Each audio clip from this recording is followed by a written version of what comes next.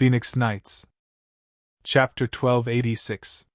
Facing Bai Shuang's murderous gaze, Slama's heart trembled. He had thought of something, and his thoughts came true. He heard Bai Shuang say coldly, "I can tell you now that I'm not a merchant. We're the 5-star army. We've crossed Tianshan Mountain to come here. This time, we're here to take your king's dog life. Trust me, it won't be long before this place becomes the territory of our 5-star army.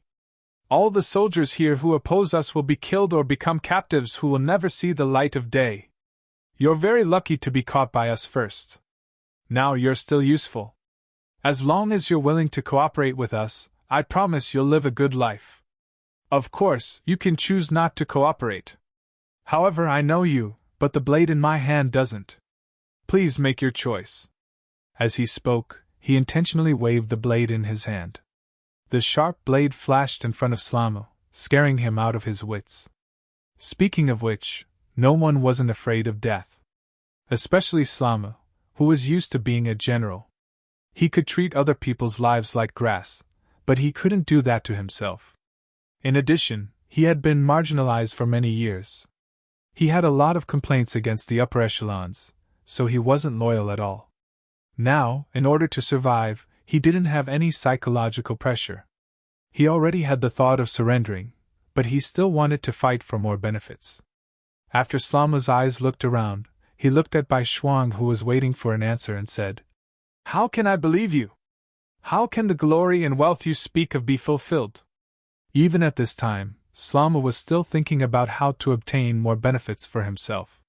In the eyes of these people, there was no such thing as a nation, a country, or dignity. They only cared about their own benefits. If these people were in the 5-star army, needless to say, once they were discovered, they wouldn't be put in an important position. They might even be kicked out of the army at any time and sent to be punished.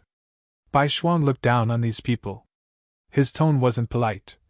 "Slama, you're now our prisoner. Do you think you still have the right to talk about conditions? You can only choose to believe us now. Otherwise, we'll cut you in half right now and hang you on the city wall to let you have a taste of the wind and rain. No, I'll cooperate with you. I'll completely cooperate with you. I just hope you keep your promise." When Slama heard these ruthless words and saw Bai Shuang's unfriendly gaze, he immediately replied with a face full of fear. Bai Shuang was very satisfied with just a scare, and Slama was convinced. In order to make the other party cooperate with him better, White Shuang also intentionally retracted his killing intent, and a smile appeared on his face. "That's the way, right? Don't worry, our 5-star army are very friendly to our friends. You can also go and scare them a little. As long as our 5-star army occupies a place, most of the local generals will be responsible for the security work. If your performance is satisfactory, not only will you receive a large amount of rewards, you might even have the chance to become the general of this area in the future." Good, good. Hearing that if he did his job well, he would even have a higher position, Slama's eyes revealed a look of yearning. He immediately nodded like a chick pecking at rice. Very quickly, he told White Doublers everything he knew, including the military arrangements of the nearby cities and the situation of the military forces. Tu Hai and the other 3 division commanders were already waiting in the hall. When Bai Shuang brought Slamu in front of them, the attitude of the 4 was clearly much more respectful than before. They had already heard about what had happened. Bai Shuang was the commander of an army, and his status was extremely noble. However, he had still entered the tiger's den, daring to bring a few dozen people into Liyue City. Then, without harming a single brother, he had taken control of the situation here. Just based on this, it wasn't something the 4 division commanders could do. They might be able to take down Liyue City with a small price, but they definitely couldn't do it as quietly as Bai Shuang. The most important thing was that the news of them appearing here wasn't leaked. This gave them more time to prepare and choose, creating better conditions for the next attack. After Bai Shuang entered the hall, he noticed the attitude of the 4 division commanders. They were clearly more respectful. This made him very satisfied. He didn't expect these people to immediately submit to him, but as long as they didn't hinder him, He believed that his performance in the future would make them truly submit. "You're all here. Let me introduce you. This is General Slama. He is now our friend and is willing to provide us with everything we need to know. He is also willing to cooperate with us. Now, let's ask him to explain the surrounding situation." Bai Shuang smiled and nodded at Slama. He had already heard it once. Now that he had Slama explain it again, it wasn't that Bai Shuang's memory was bad. On the contrary, he was very smart. The reason why he did this, other than letting the 4 division commanders understand the situation, he also wanted to test Slama again and see if he introduced the same thing twice. Once he found a problem, he would properly explain it. Fortunately, Slama really surrendered at this moment, so what he said was naturally true. 2 introductions, the language might be reversed, but the meaning didn't change. Bai Shuang finally relaxed. He looked at the 4 division commanders and said, "Now that everyone understands the situation, let's talk about what you all think. The East Army's new 5th Army." After speeding up their march all the way to Lopner River, they went straight to Lop City in the southwest direction. Under the lead of Shirwan Shan, they advanced at a speed of a few hundred li per day. What they wanted was to take the enemy by surprise. They wanted to directly attack the enemy. According to Yang Chendong's request, they moved unhindered in the Yarkyang Kingdom, so that they didn't have time and energy to deal with the Turpan Kingdom. The 5-star army's main force would be able to take over the Turpan Kingdom.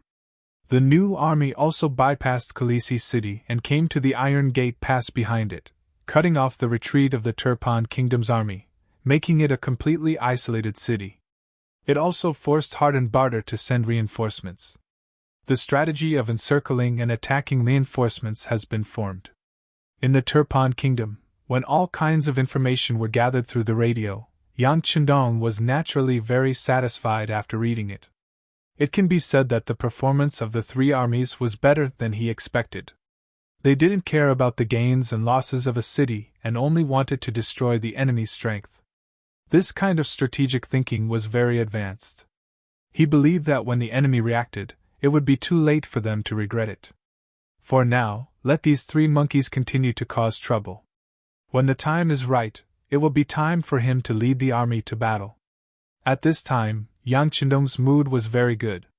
Beta Persei noticed this and hurriedly came over. "Young master, you also have to take care of your body. Don't always be like this. If you have work, you can give it to others." Knowing that Beta Persei was concerned about him, Yang Chendong had a smile on his face. How could he not want to rest? But anyone who wanted to achieve such a big goal in a short period of time would have no time to rest. "How is Division Commander Tian and Division Commander Ling doing?"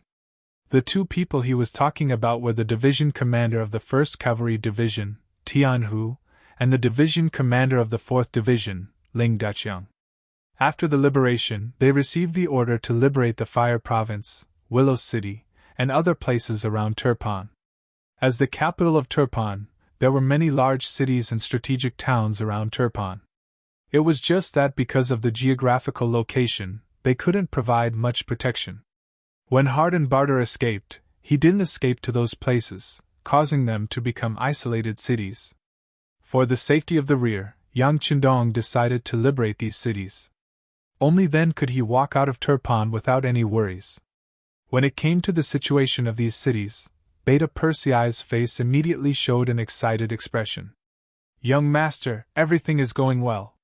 The Fire Province has been taken." "So fast?" Hearing that the Fire Province had been captured, Yang Chendong's eyes flashed with surprise. "Tell me the details." "Yes. We first sent people to the Fire Province to persuade them to surrender, but the effect was not good. Although they didn't kill people because of the strength of our 5-star army, they threw the emissary out of the city, which angered the 2 division commanders. They divided the work, and the 4th Division blasted open the west gate of the Fire Province city with a few cannons. Then, Division Commander Tian Hu led the brave cavalry into the city. What followed was naturally a one-sided situation. The Fire Province city was broken in less than half a day. Most of the 20,000 Turpan soldiers guarding the city surrendered, and a few were killed. Now, the two division commanders are using the same method to go to Yanghai City. The news just came, and it seems that the problem can be solved peacefully. When talking about this, Beta Persei's face was full of joy. Clearly, this person was a warmonger in his bones. Yang Chidong was also very satisfied after hearing this. Yes, that's right. If we don't attack, then it's fine. If we move, then it's like a bolt of lightning. Don't give them a chance to fight back. Of course, if we can solve the problem without using a single soldier, then that's naturally the best. Yes, I'll immediately send someone to pass on the young master's order. Beta Persei knew that Yang Chidong was a person who loved his soldiers like his children. This was also because he didn't want to make too many sacrifices, so he immediately nodded. Then, seeing that Yang Chidong was indeed in a good mood, he tried to suggest, "Young master, today's official business is not so busy. Why don't we take a walk on the street? You don't know, but Turpan City is very lively right now." Chapter 1287. Yang Chidong was right about this. Ever since this place was occupied by the Five-Star Army, especially after the previous siege of Turpan, the hearts of the people here had all fallen to the Five-Star Army's side. In addition, this was a big city and the front line of the battle, so it naturally became the first choice of the fleeing people of the Three Kingdoms. They had already made sufficient preparations, and there was enough food in the city. There were nearly 100 big and small grain stores, which greatly solved the problem of food for the people. More and more people stayed here, so it was naturally very lively. Yang Chidong sat in the palace every day. Even if he did not step out of the palace, he could still understand a lot of things through the radio. This made it difficult for him to have any leisure time. Now that the military affairs were going smoothly, he could take a walk on the streets to understand the actual situation. If he discovered some practical problems, he would not have to work and rest. After thinking about it, he did not leave the palace for a long time, so he nodded. "Okay, then go and make the arrangements. Remember, don't bring too many guards. Don't disturb the security of the city." Since he said not to bring too many guards, Beta Persei did not dare to be negligent. As the core of Yang Xie and the soul of the Five-Star Army, his safety had always been the most important. After Beta Persei got Yang Chidong's approval, he quickly went out and called the Longwei's first captain, Chiu Vi, over. Then a team of 50 Longwei elites changed into casual clothes and prepared. This was only what could be seen. There were still 200 Longwei members who would follow outside. Once they found any problems, they would immediately appear and provide support. Yang Chidong also changed into a green robe and led Beta Persei, Chiu Vi and the others out of the palace to the streets. At this time, Turpan City was indeed as Beta Persei had said. The streets were crowded with people, and it was a lively scene. On both sides of the road, there were countless shops of all kinds. Everything related to food, clothing, housing, and transportation was not lacking. These were all operated by the people of other races who had migrated here. Their arrival made the city even more lively and prosperous, filled with people. Occasionally, people in ragged clothes could be seen on the streets. They were all people who had fled from Turpan, Yarkyang, and Ili. Every time they saw them, they could see the surprise and caution in their eyes. They were surprised by the prosperity of Turpan City, and careful that their identity and clothes seemed to be somewhat out of place here. As the group walked, Beta Persei introduced what he had learned to Yang Chidong. "Young master, these people will generally be observed for 2 days after entering the city. First, let them feel the prosperity of our Yangxie land. This will make them more confident in their future life, and make them more prepared to integrate here in the future. Second, it will also make it easier for our soldiers to observe them. If there are spies from the Three Kingdoms among them, they will often give themselves away and it will be easier for us to screen them. Of course, after 2 days those who have no problems will be invited to the shelter in the city to register. Then, they will be transported to the beginning city by the vehicles transporting supplies. There, they will report to the logistics headquarters of Yangxi for resettlement and distribution." Yang Chidong listened silently and nodded from time to time. He doesn't pay too much attention to these things now. With Yang Xia on the right track, he only needs to make decisions on some important matters. These matters will naturally be handled by specialized personnel. Sometimes, when they report the results, he may not even check them. Not bad, this is a good way to deal with it. The governor of the Far Eastern state, Chunbo, sent a telegram a while ago, saying that there is a large amount of newly opened land that no one is planting. Moreover, the land there is very fertile. It is really too wasteful. Now that we need manpower, we can consider letting Yang Xi send more people over. Listening to Yang Qindong's instructions, Beta Persei of course agreed and kept it in mind. At this time, he was not only the captain of Yang Qindong's guards, but also the butler, secretary, assistant, and other positions. It can be said that he has a high position and power, but he is also very busy. While they were talking, the road in front suddenly became very crowded. Looking from a distance, they could see that many people were gathered there, and it seemed that there were a lot of people. On the periphery, many Fifth Star Army soldiers in military green uniforms were maintaining law and order. What's going on? With so many people crowded here, Yang Qindong asked with a slight frown. Go and ask around. Beta Persei didn't often go out of the palace, so he naturally didn't know. He ordered Xiu Vi beside him. Very quickly, the two quick-witted dragon guards rushed forward and returned after a short while. Because they were on the street, they didn't salute Yang Qindong. Instead, they cupped their hands and said, "Sixth young master, the female soldiers in the propaganda office are setting up a stage to perform a show. There are many people watching nearby." Oh? The propaganda office. Hearing this, Yang Qindong was also interested. He laughed and said with great interest, "Then let's go and take a look." "Okay, I'll arrange it." Beta Persei quickly agreed. Of course, he wouldn't let the young master and the people crowded together to watch the show. If that happened, safety would be a big problem. Immediately, he sent out a few people to look for a spot nearby. He had heard that as long as there was a performance, there would be good observation points in the nearby restaurants. Usually, these places would be occupied by the soldiers of the Five-Star Army in advance to prevent people from causing trouble and causing problems in terms of safety. Not long after the Longwei left, they came back to report that they had found the third floor of a restaurant. The location was excellent, and the view was excellent. The Fifth-Star Army soldiers who were responsible for observing there had already withdrawn. They were only waiting for Yang Qindong to go. "Let's go." Yang Qindong also knew that with his current status, it was really not suitable for him to mingle with the people. At least, it was not possible in Turpan City, where the situation was not completely stable.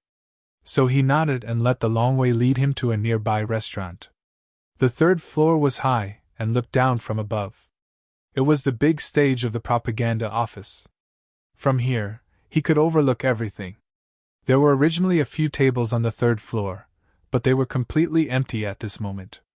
The table with the best view had a fruit plate placed on it. Yang Qindong naturally sat at the head of the table. He looked around and saw that the soldiers of the propaganda office were performing. There were many female soldiers among them, and all of them were young and beautiful. Their presence made the show even more attractive. Not long after Yang Qindong sat down, footsteps came from the stairs of the third floor, followed by soft greetings. Yang Qindong's ears were extraordinary, so he naturally heard it clearly. Everyone was calling the 8th vice-captain. Needless to say, it must be Ba Daojiang, the vice-captain of the Longwei 1st Brigade. It was Ba Daojiang. He was off duty today. He had just heard that Yang Qindong came out of the palace and came to the street, so he quickly rushed over. As soon as he entered the third floor and saw Yang Qindong sitting there, he immediately gave a standard military salute. "Okay, you're not wearing your military uniform, so there's no need to salute." Yang Qindong looked at Ba Daojiang with a satisfied gaze and nodded gently. Although Ba Daojiang was not the first person to follow Yang Qindong, he was an old man who had been here before the origin city was built. He had always been good and was responsible for Yang Qindong's safety. He had never neglected his duties. Yang Qindong's attitude towards such a person was naturally much more casual. Yang Chendong's tone was so casual. When Captain Chiovi heard it, he chuckled and then took the opportunity to tease him. What's wrong, Vice Captain? You're here to escort the publicity department when you're on vacation. This is almost your second home. Is something good going to happen soon? The burly Ba Daojiang suddenly blushed at this time, which was rare for him. He threw a look at Chiovi, telling him to shut up. Although Ba Daojiang was the vice captain, he had a very good relationship with Captain Chiovi. The two of them had gone through countless dangers and life-and-death situations together. Their relationship was not any worse than that of brothers. It was precisely because of this that some of his words could be said to be heard clearly by Chiovi. That was why he could make fun of him. Hearing this, Beta Persei and the Longwei could not help but laugh. Only Yang Chendong looked confused. What are you talking about? When Yang Chendong asked, the people below naturally did not dare to not answer. Beta Persei then whispered in front of him. Young master, the situation is like this. Ba Daojiang has fallen in love with the publicity department's director, Shui Qing. At this time, he is stepping up his attack on the city. Oh? Yang Chendong, who heard the news, nodded as if he suddenly realized something. He was really too busy, so he naturally did not pay too much attention to the matters of the soldiers around him. However, Yang Chendong knew about Shui Qing. She was considered an old member of the publicity department, and was also one of the subordinates that the sixth madam, Luan Xiaoyu, valued. He had some impression of this person. After being exposed, Ba Daojiang's face turned even redder.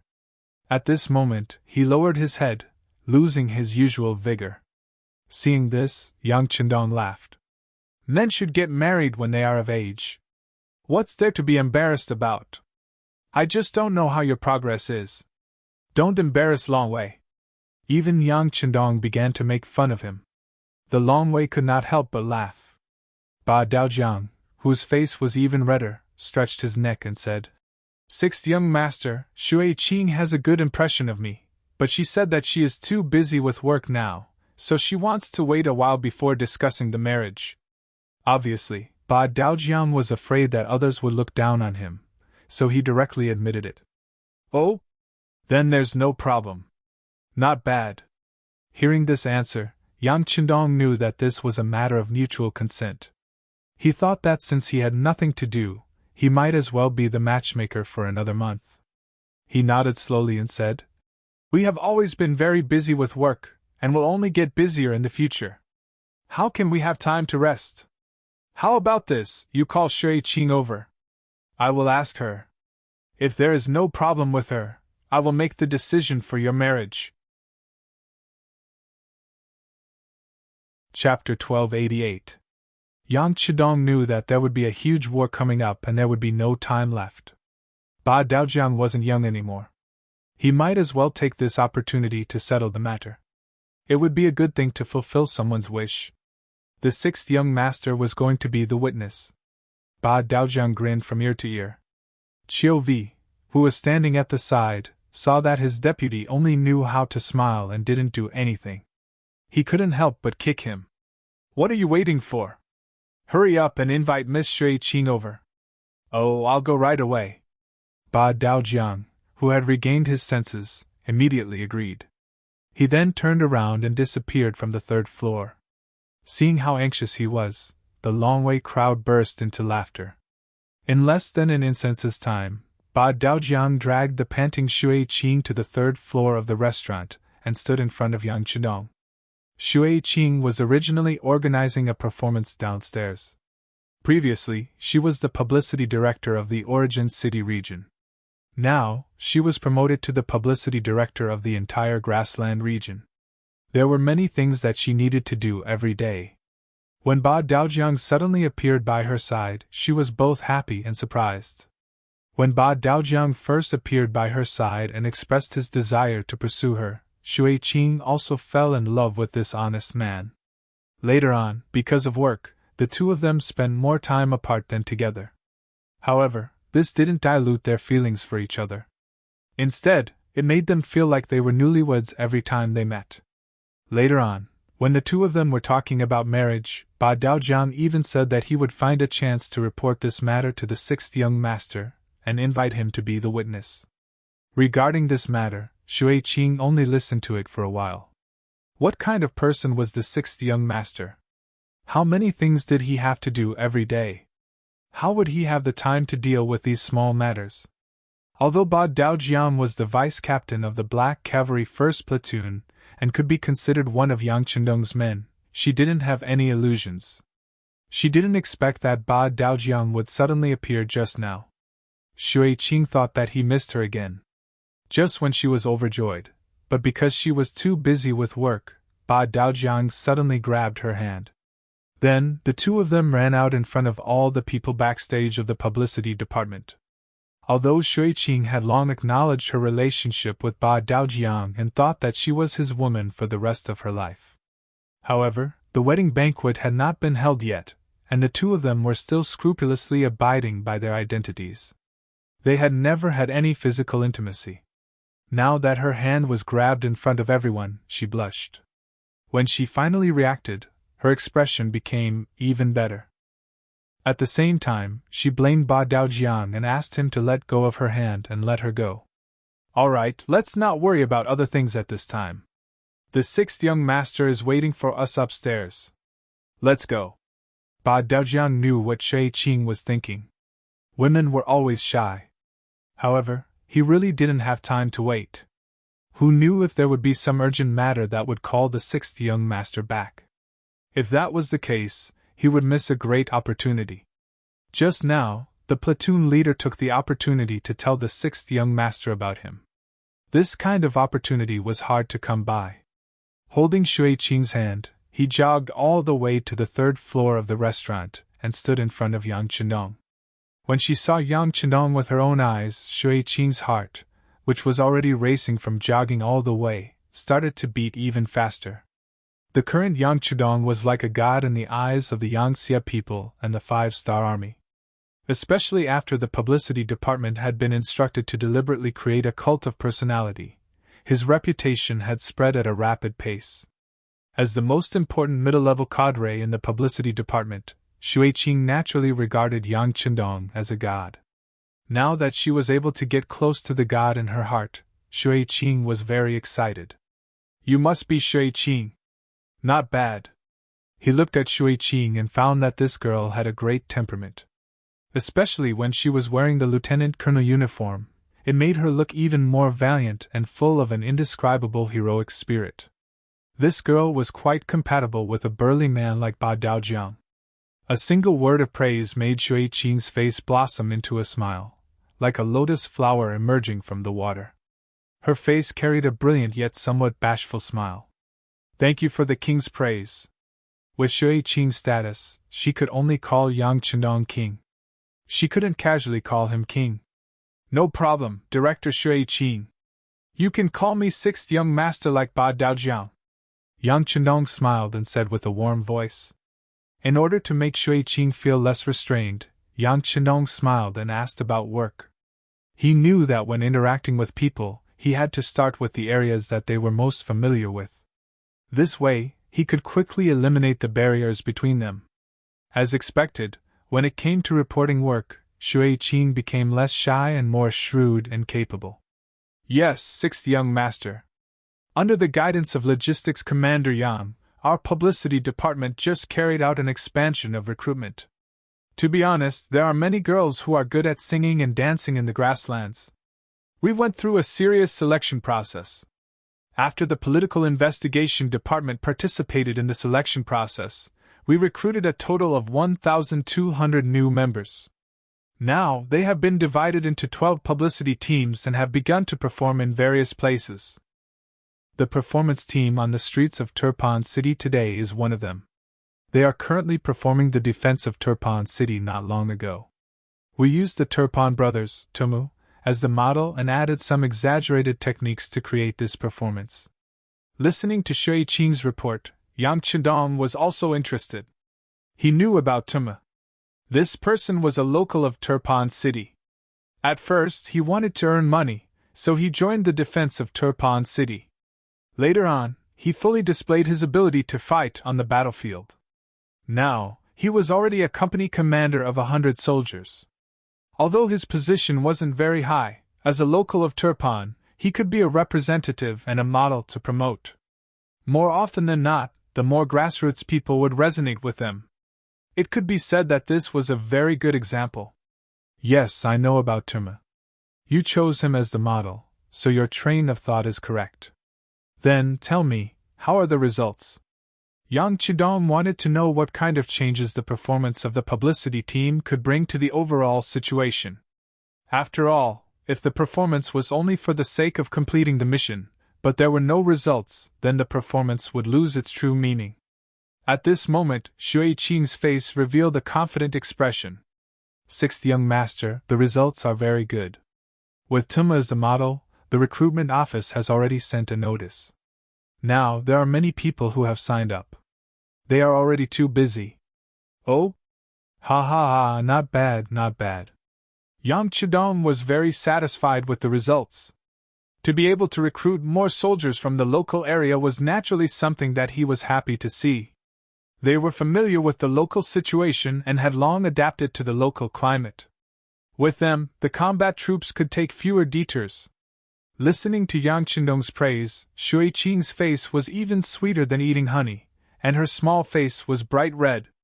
Seeing that Yang Chidong was in a good mood, Beta Persei also thought of some things he had heard before.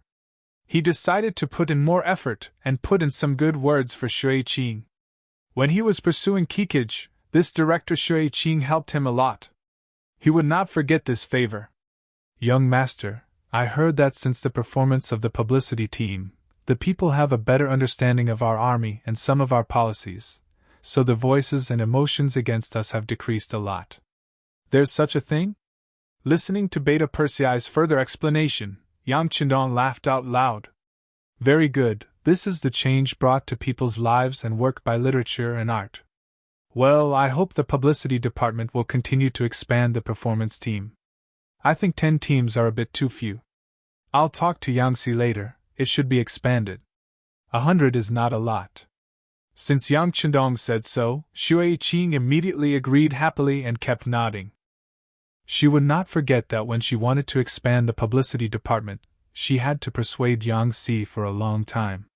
If she did not have the backing of the 6th Madam, Luan Xiaoyu, she was afraid that the expansion of these 10 teams would not be supported. But now it was different. With Yang Chindong's endorsement, it would be much easier to go to the logistics headquarters to ask for people and money. Even the 6th young master was so supportive of their work and praised their work. Who would dare to neglect it? Who would not listen to the 6th young master's words? This meeting was a happy one for everyone. After all, Yang Chindong had too many things to do. He stayed in the restaurant for a while and watched the performance below. He saw that there were more and more people gathering around, and they all revealed looks of curiosity, especially some young people. No matter if they were men or women, they all revealed looks of yearning. Yang Chindong knew that the performance of the publicity team could continue to be carried out in order to win more people's hearts and gain more people's support. Speaking of publicity teams, it was very difficult for the people to see them in the past. Occasionally, some vaudeville troupes could perform on the streets. There was no Peking opera in that era. And where could they find so many handsome men and beautiful women in such troupes? Where could they find such good and diverse education and story themes? The publicity team was a pioneer. As soon as they appeared, they attracted everyone's attention. Regardless of whether they were men or women, old or young, they liked them very much. It was precisely because they liked him that they were willing to learn more about him. Then, they would know more about the 5-star army and Yangshi. This kind of publicity could often achieve something that even 1,000,000 soldiers couldn't do. When Yang Chindong brought people to watch the performance on the streets, and did not return, the 1st Cavalry Division had already taken down Yanghe City and was cleaning up the battlefield. Chapter 1289. The newly appointed commander of the 4th Regiment, Sukuda, looked at the corpses of the Turpan soldiers strewn about in front of him, and felt a wave of dizziness. If his memory served him right, The battle had only lasted for an hour, but the 7,000 Turpan soldiers in the city had been utterly defeated. Just the 4th Regiment that he led had killed over 400 of the enemy, capturing close to 1,000. The most inconceivable thing was that not a single one of his soldiers had died in battle. Only 4 of them had been injured, and most of them were light injuries. They only needed to be treated before they could return to the battlefield. This was completely different from the bloody battle he had imagined. Although before the 1st Cavalry Division had entered the city, Lun Feng and the 4th Regiment had already used their cannons to blast through the city gates, preventing them from bearing the burden of sieging the city. But after entering the city, the performance of the cavalry under him was simply too valiant. Any Turpan soldier in front of them was easily defeated by a single charge, to the point that the enemy did not even have the strength to retaliate. Rather than calling it a battle, it was more accurate to call it a massacre. He had long heard that the 1st Cavalry Division was the most valiant cold weapon unit in the 5-star army, but having experienced it personally, he could not imagine it to be so valiant. In comparison, he felt that the victories he had won in the past did not count as much. In fact, they could not even be called great victories, and could only be described as obvious victories. Sukuda couldn't be blamed for this. In the past, he had led an army of foreign races. Although there were some soldiers with good physical fitness, they didn't have much organization. It was difficult for them to coordinate well in battle. Yang Qindong also didn't give them more time to train. He simply let these soldiers search for experience on the battlefield. With the mentality of eliminating sand from the waves, this kind of army often didn't have much fewer casualties than the enemy. After spending so much time with such an army, it would be strange if he was not surprised to see the strength of the 1st Cavalry Division. While he was still in a daze, a cavalry unit came over from the side. The leader was the 5th Regiment commander, Gong Feng. As the 2 regiments were not far from each other, he had also noticed Su Kuda's performance. Gong Feng was curious about this regiment commander who had fallen from the position of commander, and had his own opinions. Gong Feng believed that Sukuda was only punished because he had done something wrong. He still had a bright future ahead of him. Otherwise, he wouldn't have been demoted to a regiment commander but directly handed over to the Disciplinary Investigation Department. Besides, this was the position of the commander of the 1st Cavalry Division. In his opinion, the value of this position was no less than that of an ordinary division commander. In fact, it might even be better. Sukeda wouldn't lose out much by coming here. Unlike them, this person would leave this place soon. After all, someone who was chosen by the 6th young master to be the commander of an army must have extraordinary ability in commanding an army. Since that was the case, there were only benefits, and no disadvantages to befriending this person. Regiment Commander Su, the battlefield should be pretty much cleaned up, right? Using the opportunity when the team walked past the 4th Regiment, Gong Feng casually spoke. Oh, it's Regiment Commander Gong. Is your 5th Regiment done? Seeing that it was Gong Feng who was speaking to him, Sukuda didn't dare to be negligent. He knew that other than himself, the other 4 regimental commanders were all very powerful. In terms of commanding ability, they weren't any worse than him. And it's done. You can also hurry up here. In fact, cleaning up the battlefield this time is relatively simple. The Mongol army from that day has already arrived. Let them take over. Our 1st Cavalry Division needs to show our might on the battlefield. There's no need to be serious about cleaning up the battlefield, Gong Feng said with his experience. Then he nodded at Sukuda and led the team away. Looking at Gong Feng's departing figure, Sukuda thanked him. Gong Feng had come to give him advice. It seems that he would have to learn how to adapt in the future. Of course, he knew that he wouldn't be here for too long. This could be seen from the attitude of Division Commander Tian Hu and the other regimental commanders towards him. They were very polite to him, to the point that they treated him as a guest and not one of their own. Sukuda naturally wouldn't think that he could integrate into the enemy's camp in such a short time. What he needed to do now was to use all the time he had to learn the strengths of the 1st Cavalry Division. One day, when he was leading an army by himself, he should have a big change and a better performance. After the Black Goat City was successfully broken through, the next target was Willow City. When the 4th Division of Lingfeng once again moved the cannons to the city gates, unexpectedly, they actually surrendered. The 12,000 Turkmen soldiers in the city all came out of the city and surrendered. Obviously, whether it was the Fire Province or the Black Goat City, they all knew that the strength of the 5-star army in front of them wasn't something that they could stop. Rather than losing their lives in the end, it was better to surrender now and at least keep one life. Following the capture of Willow City, in the entire east of Turkmenistan, other than the ruined city near the Hahai Sea, there were no other Turkmen forces. Even this city only had 2,000 soldiers. Any one of them would be able to take it down. After dealing with the security threat in the east, Yang Chenong also needed to consider sending troops to Turkmenistan. It was time to completely destroy the Turkmenistan forces. He had this plan a long time ago. Once the various forces were in place, Yang Chenong would personally lead the troops out of Turkmenistan and begin his conquest of the Ili region. It was also at this time that the 250,000 troops of the Kazakh and Aries dynasty arrived in the Ili region. Their appearance increased the confidence of the 3 Turkmenistan countries to go against the 5-star army. After leaving Turpan, Yang Chenong decided to fight his first battle at Sabashi City, another large city in Turpan that was heading south. Based on the Intel Department's intel, there were 15,000 Turkmen soldiers in Sabashi City. They had already made preparations to defend the city. There was enough grain in the city, and there were huge rocks, logs, and kerosene on the city walls. They were just waiting for the 5-star army to arrive and teach them a lesson. The morale of an army depended on whether they won the battle or not.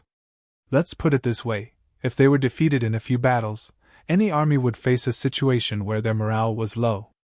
If there was even the slightest movement, it was very likely that they would collapse. Sabashi City was the first line of defense that Harden Bartle had left for the 5-star army.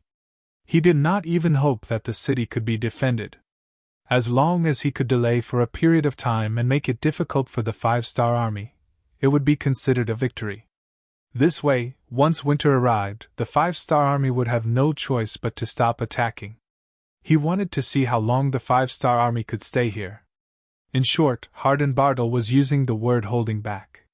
He would not take the initiative to fight the 5-star army. He wanted to use the cities one by one to slow down the 5-star army's advance. Once the 5-star army's main force dared to go around these cities, he would find a way to cut off the enemy's logistical supply and force the enemy to retreat. Unlike the new army and the other 3 armies, the 5-star army's original goal was not to attack cities.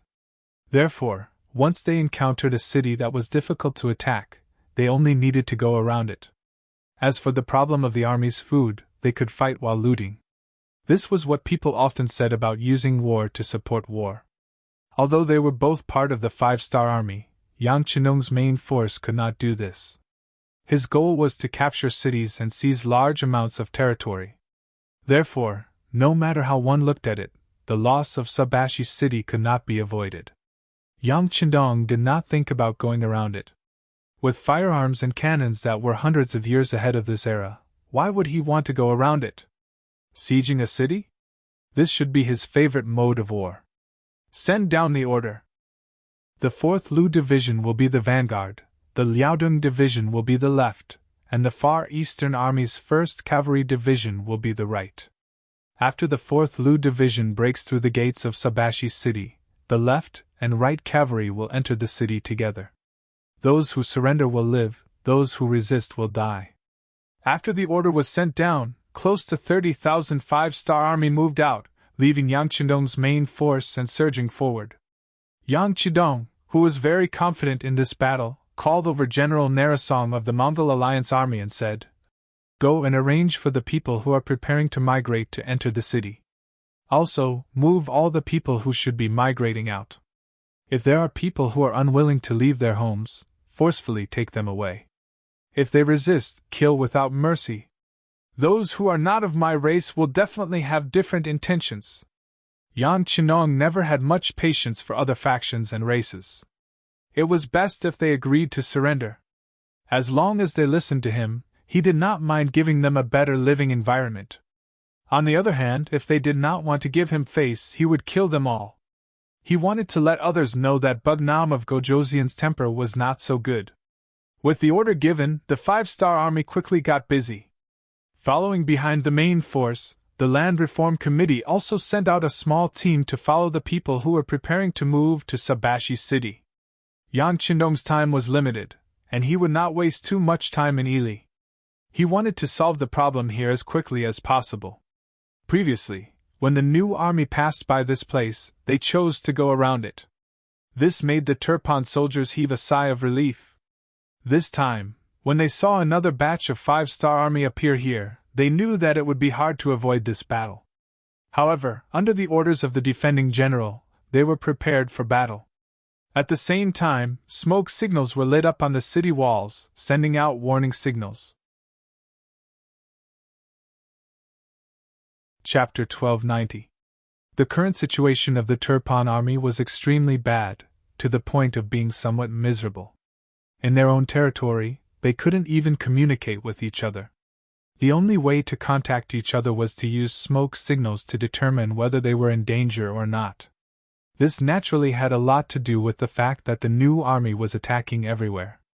They did not focus on attacking cities, but rather on reducing the enemy's strength. The new Third Army had regiments, and even battalions as units.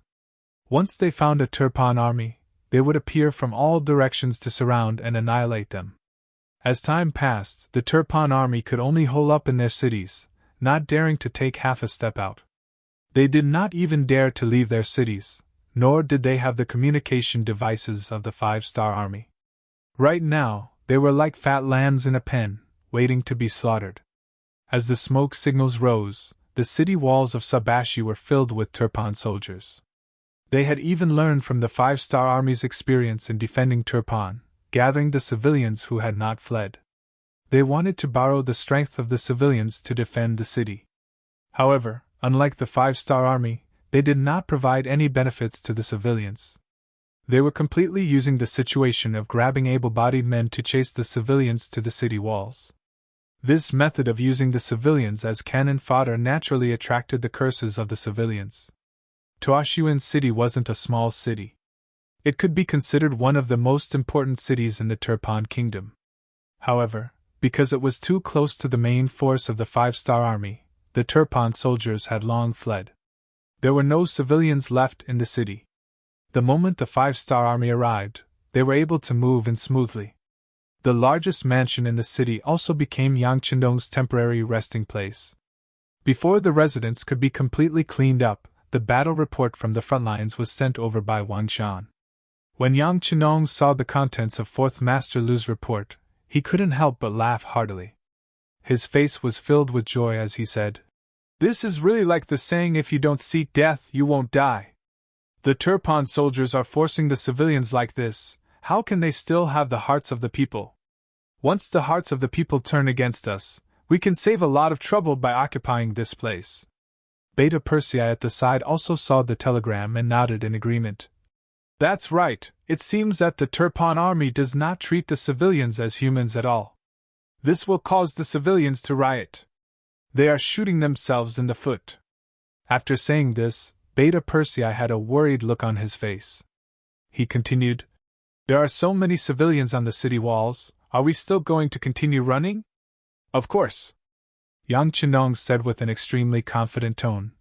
"Right now, the civilians are not our civilians. We have no obligation to ensure their safety. If they wanted to blame someone, they could only blame themselves for following the wrong master.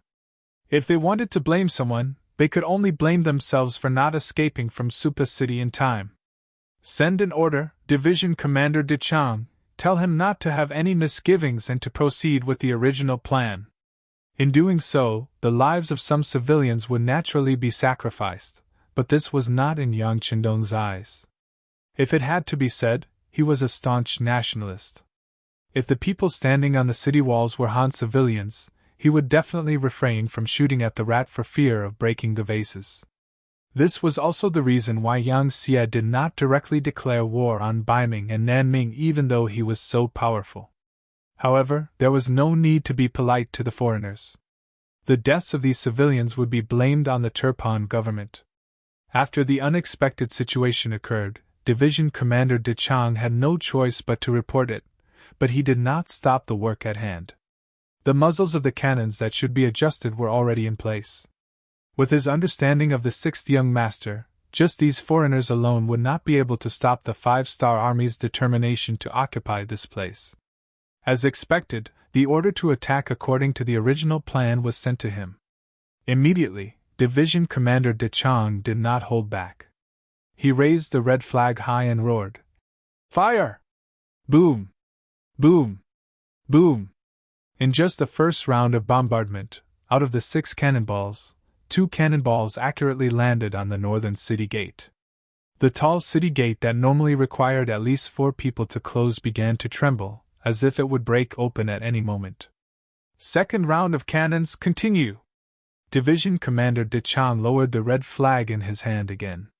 Immediately, another round of cannons was fired, causing the ground to tremble again. On the city walls of Suba, the cannons suddenly fell. This caused the Turpan civilians, who were originally unwilling to go up the city walls, to have a drastic change in expression. The cowardly ones had already wet their pants and sat down on the ground. Their legs were trembling, and they had no strength to stand up. Most of the civilians were like this because they had never seen such powerful cannons before. In their eyes, firecrackers were not something they could come into contact with frequently, let alone cannons that were 10,000 times more powerful.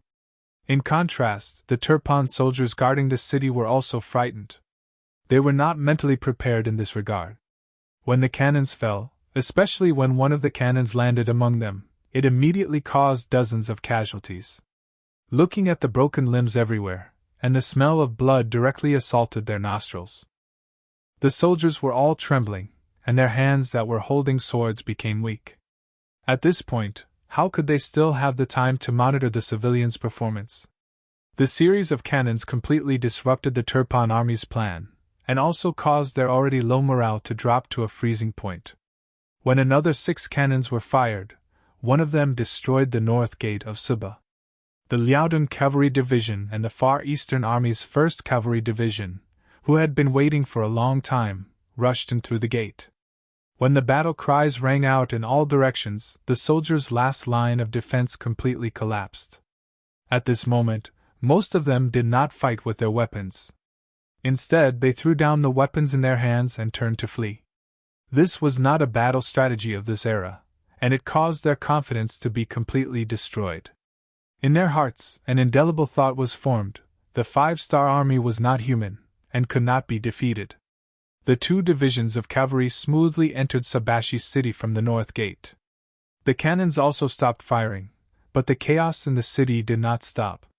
They did not expect the 5-star army to arrive in front of them so quickly, and the Turpan soldiers in the city did not make any preparations. As a result, the 5-star army cavalry charged in all directions, and unless they threw down their weapons and surrendered, they were all killed by the brave 5-star army cavalry soldiers. There was almost no resistance, and Suba was conquered by the 5-star army. They captured and injured over 10,000 enemies, and saved over 30,000 civilians. From the start of the cannons to the end, it only took 6 hours. When the news of victory reached Yang Chidong, he waved his arms and said excitedly, "There is no need to pack up anymore. We will set off now and head to Suba. At the same time, we will inform the 4th Division and the rest of the front line to continue forward. Our next target is Kunlui City." Under the lead of Commander Bai Shuang, the 1st Army understood more about the situation in the Ili region through Slam. After discussing with the 4 division commanders, they finally gave up on Dayu City and chose to charge towards Nalato City. Under the meticulous planning, Slam introduced the grain merchants to Nalato City. Under the same method, they took another city without any bloodshed. It could be said that their progress was extremely fast. When they were about to take the city of Telhala, the news finally leaked out. After all, this was already within the borders of the Ili Empire. Their spies were everywhere, and it was impossible for the 30,000-strong First Army of the Outsiders to remain completely silent. The city gates of Telhala in front of them suddenly closed, the city towers filled with soldiers. When the news reached Bai Shuangji's ears, he immediately made the decision to bring the army and the provisions he plundered from the two cities to attack. Just when everyone thought that a siege was about to break out, the first army of the outsiders actually took a detour around the city, leaving Telhala behind. They charged straight for the capital of Ili Empire from outside the city. The 5-star army actually appeared in his own territory, and so close to the capital. When King Baolide heard the news, he was so scared that he broke out in cold sweat. He quickly called the Prime Minister Apu to discuss countermeasures. Prime Minister, the 5-star army actually appeared. This is all thanks to you. When Baolide saw Apu, he held his hand tightly and spoke with a grateful expression on his face. Before, Appa had suggested that the 5-star army didn't play by the rules when they fought. In order to prevent sneak attacks and sudden invasions, they should send out more scouts to keep an eye on the surrounding areas. Baolide didn't agree with this request from the bottom of his heart. He didn't think it was necessary. No matter how powerful the 5-star army was, wasn't there a heavenly mountain between them? Even if the army could come over, they wouldn't be able to transport the grain. Moreover, the 5-star army still had the Turpan kingdom to deal with. What he should do now was to do his best to solve the problem in front of him, and not go around looking for trouble with them. If this wasn't Prime Minister Appu's suggestion, King Baolide would have directly refused. He didn't want to hurt the Prime Minister's feelings, so he reluctantly agreed and let the Prime Minister do as he saw fit. What he didn't expect was that it was all thanks to the scouts that he sent out. Otherwise, even if the 5-star army was at his doorstep, he wouldn't know anything. Appu's expression was very heavy. He didn't look happy at all because he discovered the 5-star army ahead of time. In fact, this couldn't be considered as discovering the enemy ahead of time. They had already lost Little Yule City and Nalatu City. Their reaction was already half a beat too slow. Your Majesty, I've already received the news. The 5-star army really did come from Heavenly Mountain. They didn't bring a large amount of grain, they just attacked the city and looted it. Chapter 1291. What? How can they be so bold? King Baolide's already gloomy face became even more gloomy. He didn't say anything for a long time. Yes, their guts are too big. Why don't we just eat them? Prime Minister Alipu hesitated for a moment before speaking with a solemn expression. Eat them up? Wouldn't that make us enemies with the 5-star army? King Baolide frowned. It was a pity that he was still hoping for a peaceful solution at a time like this. This was the sorrow of the weak. It was just like when the Japanese invaded China. Even though they knew that the enemy had ill intentions, they still restrained themselves. They only realized their mistake when they lost a large portion of their territory. The weak did not have any initiative on the battlefield. They were at the mercy of the enemy. Seeing that the king was still hesitating, Appu sighed and said, Your Majesty, we can't wait any longer. The 5-star army did not even give us a heads up before attacking us. If we don't send an army to surround them, I'm afraid that once the enemy's main force arrives, we won't be able to retaliate. We still need to think about it at length. How about this? We will only send people to block them. At the same time, we will order the cities to prepare their defenses and observe the situation. King Baolide was still hoping that the 5-star legion would be at a disadvantage on the main battlefield, and they would be stopped by the Turpan Kingdom's army. If this was the case, perhaps they wouldn't even need to make a move. The 5-star army would have to withdraw from this place. In this way, they would be able to obtain victory without shedding a drop of blood on their blades. Once the 5-star army retreated, they would not lose any strength.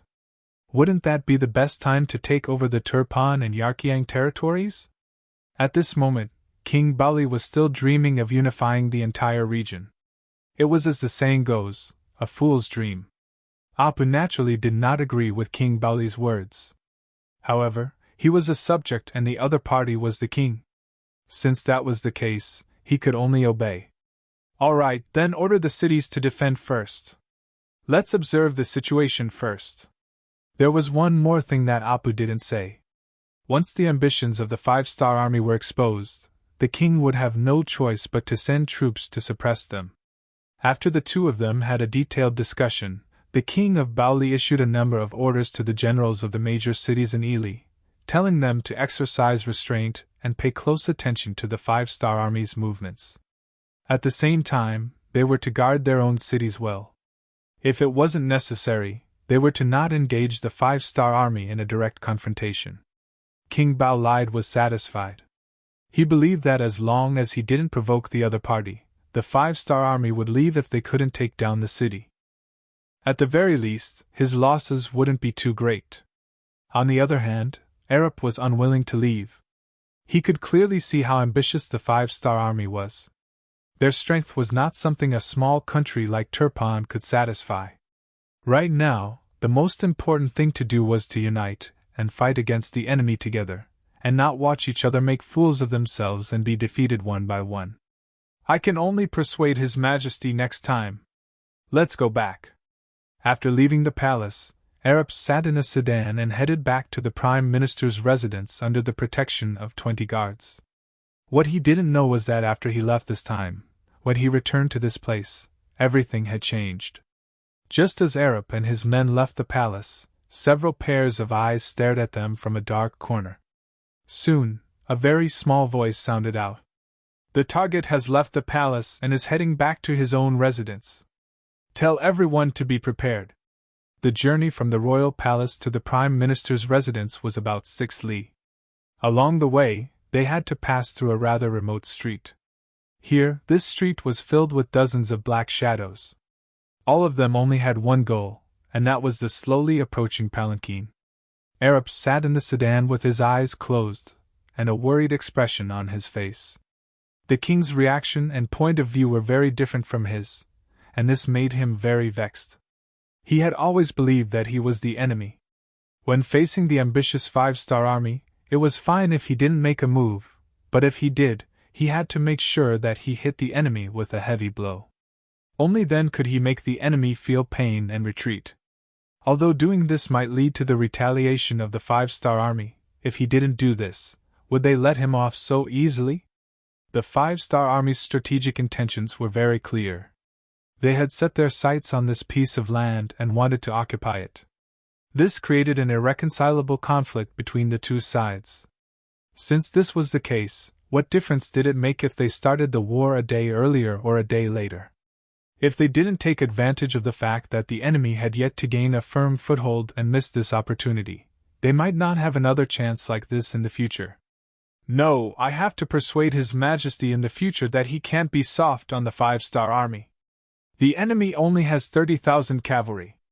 As long as he plans well, with the geographical advantage, it won't be difficult to mobilize 100,000 cavalry. At that time, with an absolute advantage in numbers, victory will be within reach. As he muttered to himself, several military plans began to take shape in Apol's mind. Clang, clang! The palanquin suddenly fell to the ground without any warning. Alapa, who was deep in thought, lost his balance and nearly fell out of the palanquin. The sudden change caused his expression to change. He immediately shouted angrily, "What's going on?" Although Apol's temperament was good and he took good care of the people around him, anyone would be angry after being tossed around like this. He was also an exception. After shouting angrily, he wanted to lift the palanquin to check. But before he could do anything, the palanquin's curtains opened from the outside, and a very unfamiliar face appeared. After carefully sizing up the shocked Apu, the corners of his mouth curled up slightly. That's right. We can verify his identity now. Take him away. What did he mean by verifying his identity? Apol didn't quite understand, but he knew it wasn't anything good. When he thought of the fact that he was in the middle of the city and there should be soldiers patrolling around, he wanted to shout loudly to attract more people. But his actions were already under the eyes of the stranger. He saw an arm coming at him through the air, then his neck stiffened. His body fell to the side and he lost consciousness. Just like that, Prime Minister Apol was taken away. More than an hour later, a group of patrolling soldiers passed by and saw the sedan. After confirming that it belonged to the Prime Minister, they immediately sent people to investigate. It didn't take long for the news of Prime Minister Aipal's disappearance to reach the palace. Soon King Baoli's shouts could be heard. "Find him! Find him even if you have to dig 3 feet into the ground." These shouts caused the generals who came to report to tremble and complain inwardly. But if they knew that Aipal had already been sent out of the capital by the intelligence department, they wouldn't be complaining, they would be crying for help. Soon, the news reached the ears of Yang Qindong, who was on his way to Kunlo City. His expression didn't change, and he said in a thick voice, "Understood, tell Chusho to protect Aipal's safety, this person is very useful." This matter was arranged by Yang Qindong. To be able to become a famous prime minister, there are many records in history. Such a person, Yang Qindong, has a lot of scruples in his heart. Of course, he wouldn't underestimate such an opponent, so he sent Chusho to lead ninjas to carry out the kidnapping plan. The operation code was called Needle Extraction. Sure enough, they didn't disappoint. The ninjas who dared to fully submit to the Prime Minister were able to do such a thing without anyone noticing. After contacting the local situation team, they quickly made a targeted plan. A burst of poisonous smoke was scattered, and the whole operation didn't cause any commotion. Without Aipal's protection, it was like a bird that lost a wing, the threat it posed was greatly reduced. This also created more opportunities for Bai Shuang's First Army's military plan. For example, after receiving the king's order, the cities of the Yili Empire were all in a state of self-defense, their gates were tightly closed, and they looked like they were on the verge of death. But what they didn't know was that Shuang Bai never intended to attack a city. Even when he took over Little Yule City, it was only to replenish his food supplies. Their main task was to cause destruction, to disrupt the social order of the Yili Empire, and to attack their strength. Some large cities have the help of their gates, which can be closed for defense. But some villages and towns can't, and these places became the targets of the First Army. They rode fast horses and rushed into the houses of large families, but whenever they encountered resistance, they would kill without mercy.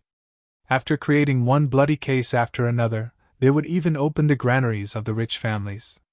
Apart from taking away some of the things that they needed, they would leave the rest untouched, allowing the wind to blow on them, allowing the sun to shine on them, and allowing the ordinary people around to spy on them. At first, the commoners were afraid of the power of these large families, so they didn't dare act rashly. But 1 day passed, 2 days passed, and some of the more daring people entered the manor. When they saw the ground covered in corpses, the fear in their hearts disappeared, and the piles of food that had already been opened up were quickly snatched clean by these people.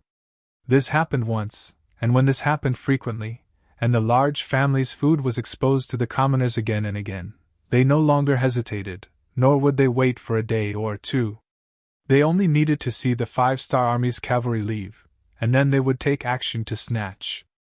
The news that they could fill their stomachs quickly spread like the wind, to the extent that in some places, before the 5-star Army appeared, some of the more daring commoners gathered together and charged into the large families, killing people and giving out food, and in the end, shifting the blame to the 5-star Army.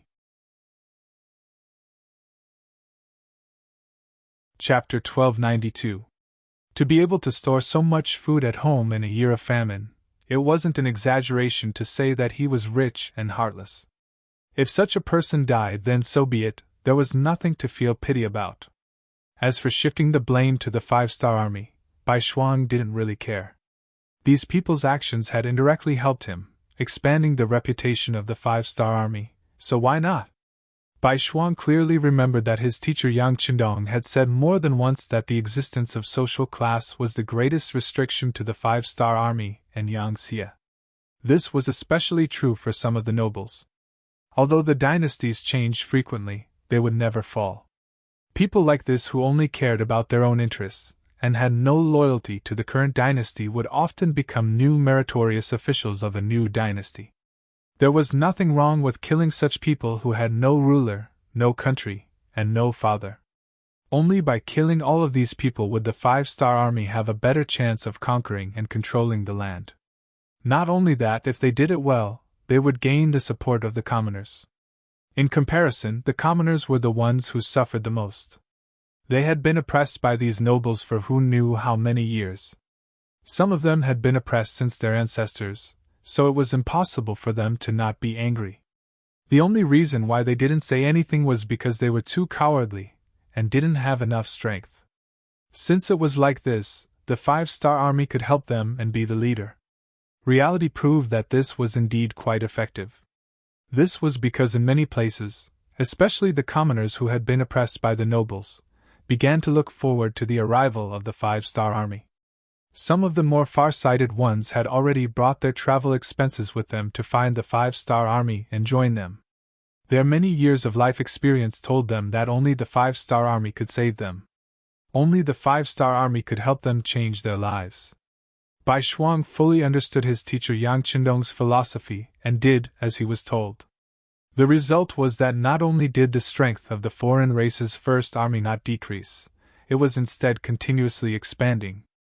As for the young and strong civilians who wanted to join the army, he accepted them all and organized them into the 4 divisions under his command. With the presence of these people, they would be more familiar with and understand the surrounding environment. Some of the following military battle plans would also be better supplemented and perfected. The effect was so good that Yang Qindong had never thought of it before. Compared to the first army, the progress of the new 5 armies was also very smooth. Even though they didn't recruit the local commoners as soldiers, because there was a Raf who understood the Yerkiang tribe extremely well, this captured general completely stood on the side of the 5-star army. Based on his understanding of the Yerkiang tribe, the new 5-star army could often achieve twice the results with half the effort. Their entry also gave King Agudemu a huge headache. Unlike King Baelide, the Yerkiang's King Agudemu chose to fight head-on. He had sent out 100,000 cavalrymen to search for the main force of the new 5-star army, and wanted to have a decisive battle with them. In his mind, this was his territory, and he had the advantage in terms of timing, location, and manpower. He also had a huge advantage in terms of military strength. Why couldn't he deal a heavy blow to the 5-star army and win a huge victory? However, how could Commander Shi Wanshan, who fully followed Yang Qindong's orders, do as he wished? He was originally a general of the great Ming dynasty, and had a deep understanding of Sun Tzu's art of war. Based on Araf's introduction of the situation, he and his opponent started to engage in guerrilla warfare. For a moment, both sides were fighting back and forth, and neither side had a clear winner. Compared to the first army and the new 5-star army, the new army led by Su He quickly encountered a huge nail. He continuously bypassed many important cities, and arrived at the Iron Gate Pass to attack the rear of the Turkopan kingdom. At that moment, 100,000 cavalrymen were rushing towards their location. They were the reinforcements sent by the Kazakh Empire to support the 3 countries. The general leading them was still Janabek Khan's younger brother, Kelii. Last time, he had brought 80,000 soldiers, and lost 30,000 of them. This made him feel extremely ashamed. This time, when he set out for the second time, he had already made a decision. He had also fully absorbed the experience of the previous battle. He wanted to lead the army alone. Kelii had always believed that his previous defeat wasn't because he was inferior to the 5-star army, but because his allies weren't strong enough. As the saying goes, don't fear a godlike opponent, but fear a pig-like opponent. This was what he thought. This time, he didn't inform anyone that he was leading an army of 100,000. He also didn't have any intention of joining forces with any country. Apart from contacting them when he needed provisions, he spent the rest of his time traveling alone. He wanted to find the main force of the 5-star army, and have a decisive battle with them.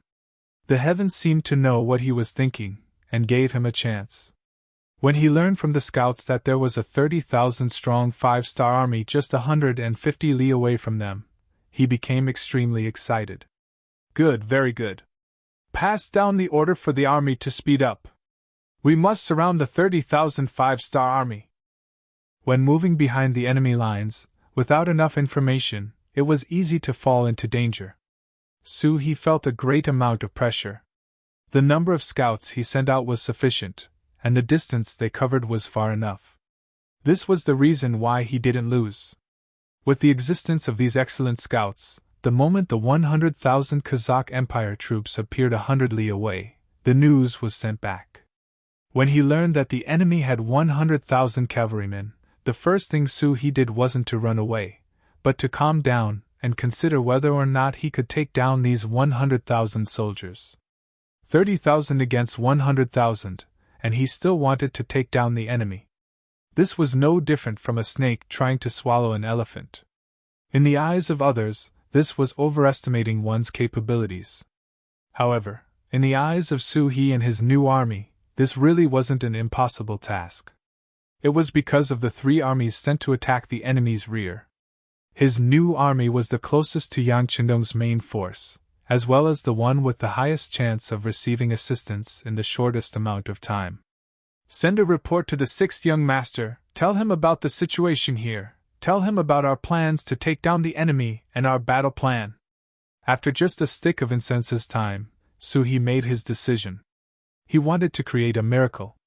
The messenger quickly left after receiving the order. He then said to the 4 division commanders at his side, "Inform the soldiers to rest here. We need to recover our strength in preparation for the great battle."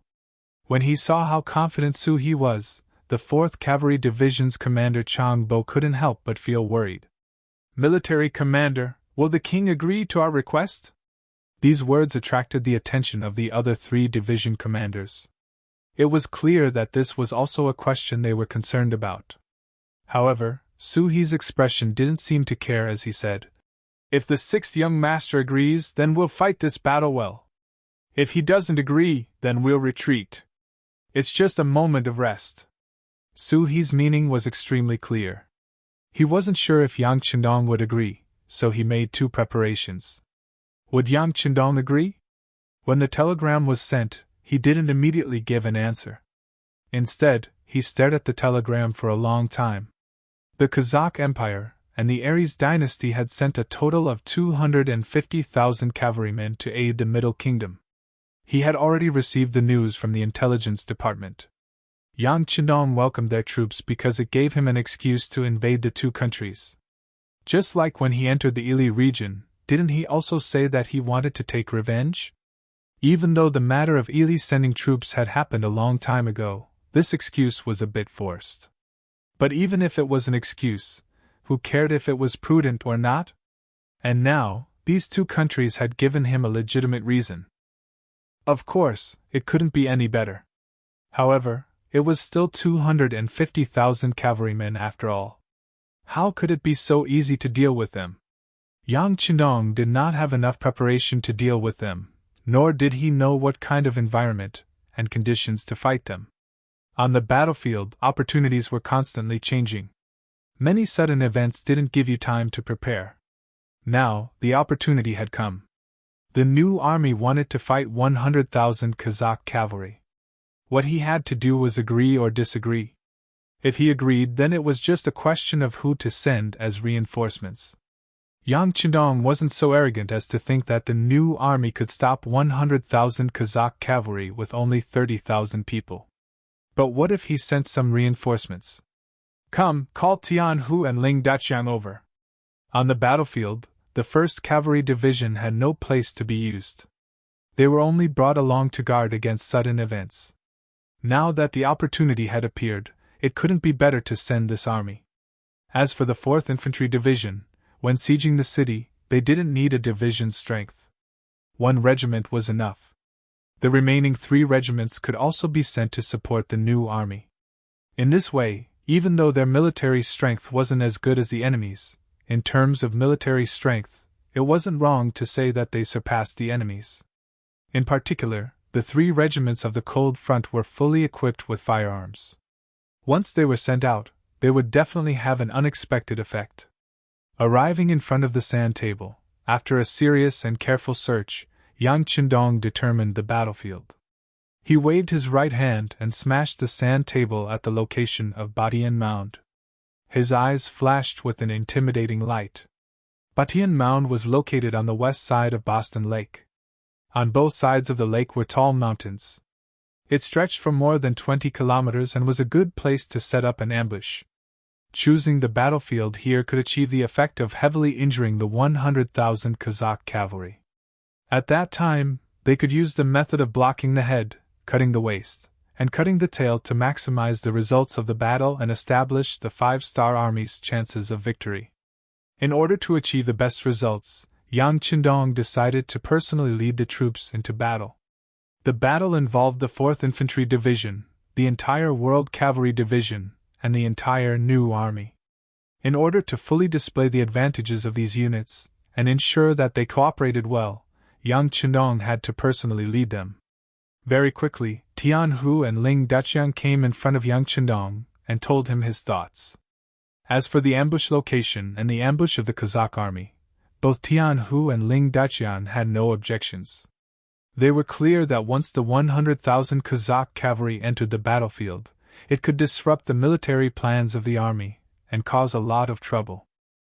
However, to achieve the effect of this ambush, and for the military plans to be completed smoothly, there was another point that couldn't be ignored.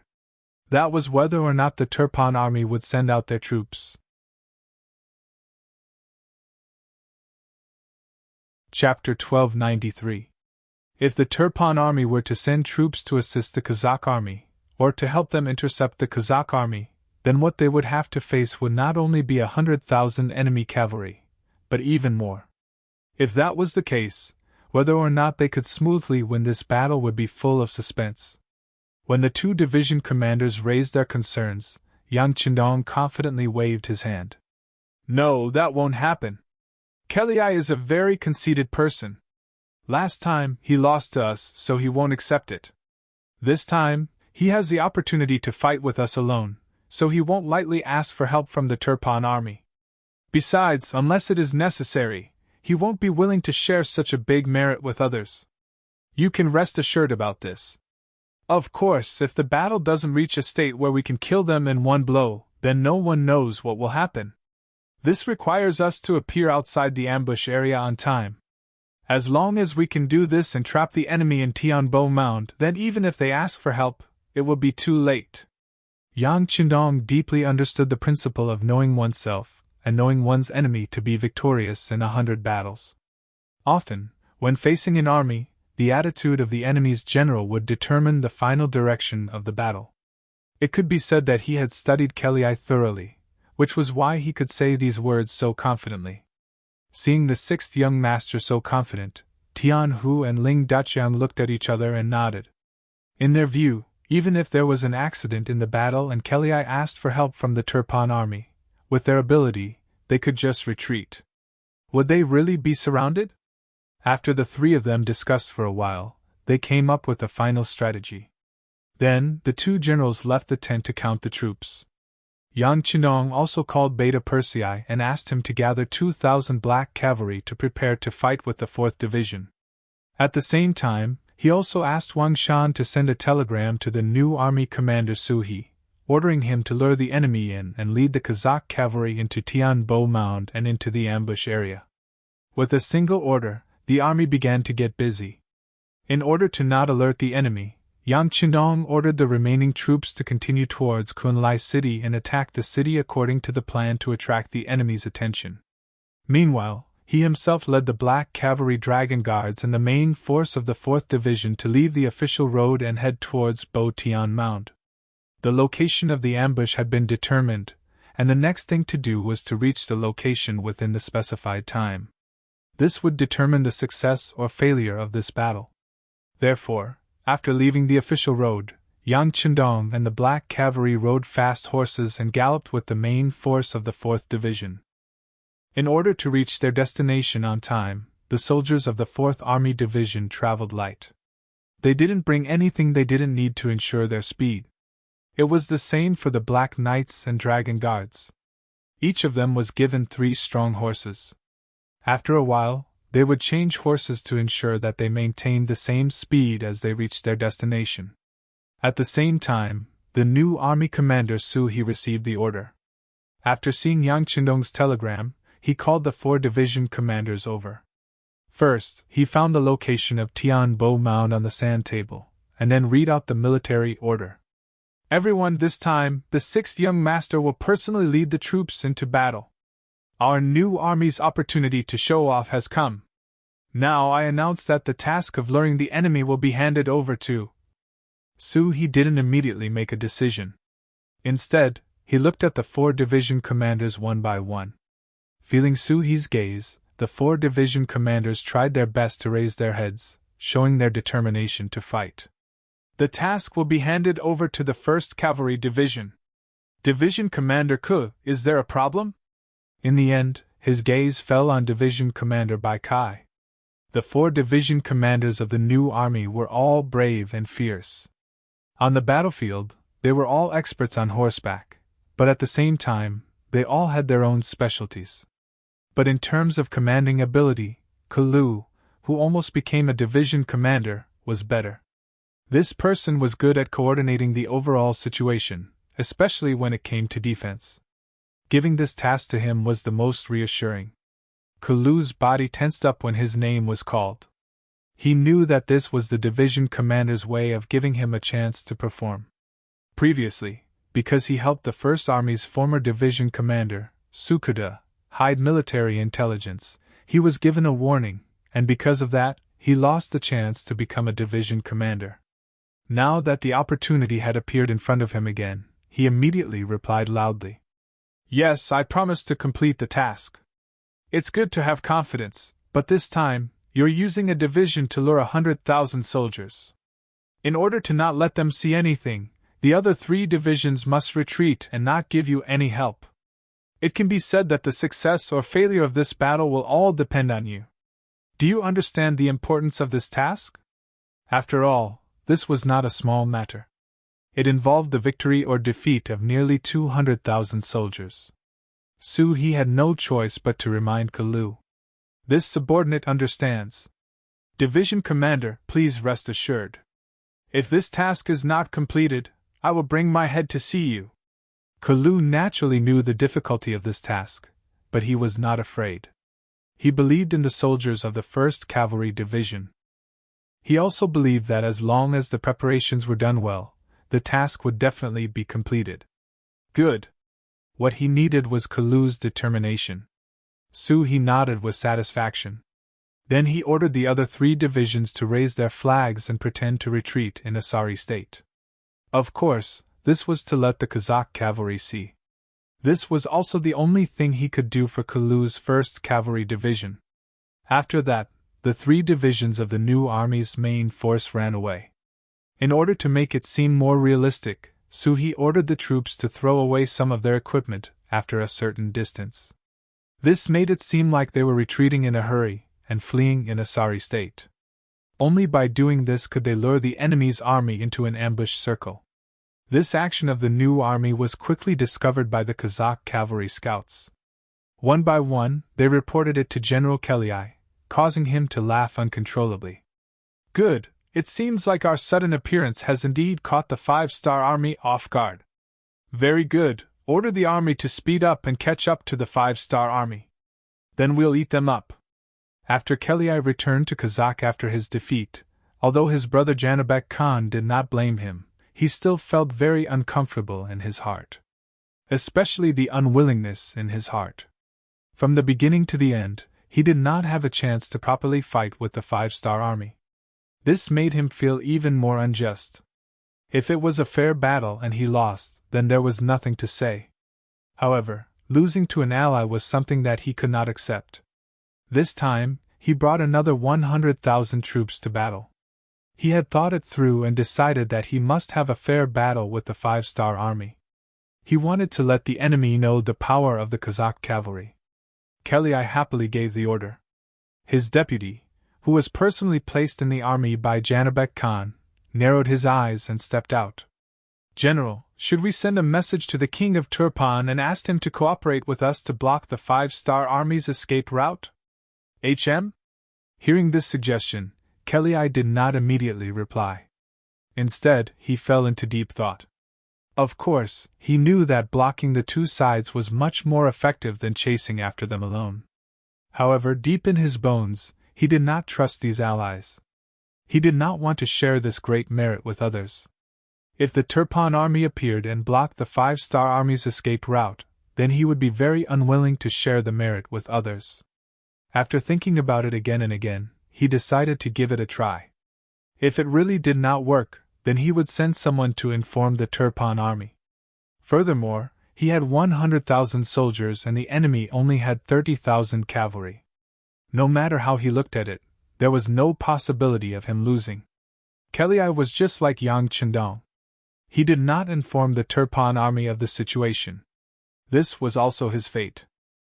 This would also become the most regretful thing in his life.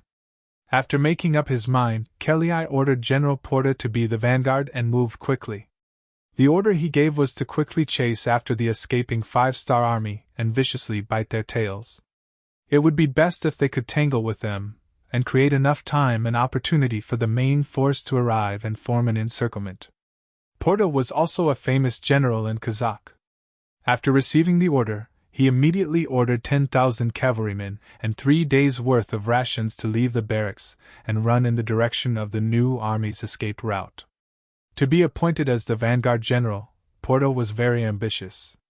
He wanted to achieve the greatest merit to prove his ability. However, this raging fire was quickly extinguished. Just as he was about to reach a valley after forcefully marching for 100 miles, countless arrows suddenly flew out from both sides of the road. His vanguard of 1,000 cavalrymen quickly suffered heavy losses. In the end, only 200 to 300 of them managed to escape. They had a bad start.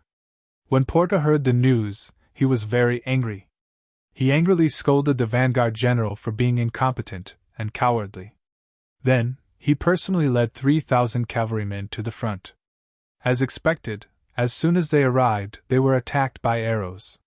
However, Porta was prepared and quickly launched a counterattack. He ordered his cavalrymen to split into 2 groups and rush to the high ground on both sides. Under Porta's command, the 3,000 cavalrymen rushed through the waves of arrows and rushed to the top of the valley, which was more than 20 meters high.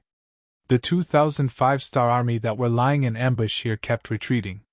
Many bows and quivers were thrown all over the ground, and the few war horses were abandoned as well. Ha! Seeing the result of this battle and the five-star soldiers rushing into the dense forest in the distance, Bota threw his head back and laughed heartily to release the joy in his heart.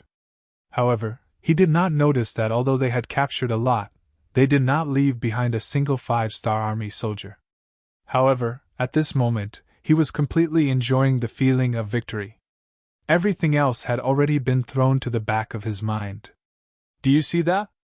This is the powerful five-star army that people have been talking about. Come on, let's continue forward. Porta was happy and the vanguard continued to move forward. Chapter 1294. After another 5 kilometers, another wave of arrows arrived. But this time, the Kazakh cavalry were prepared and did not panic.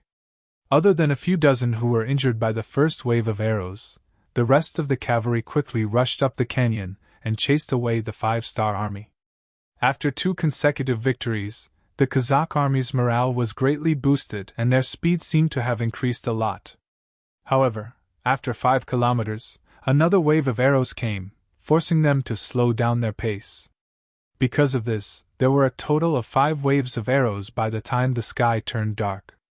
The distance of the attacks had also changed from once every 10 miles to once every 5 miles.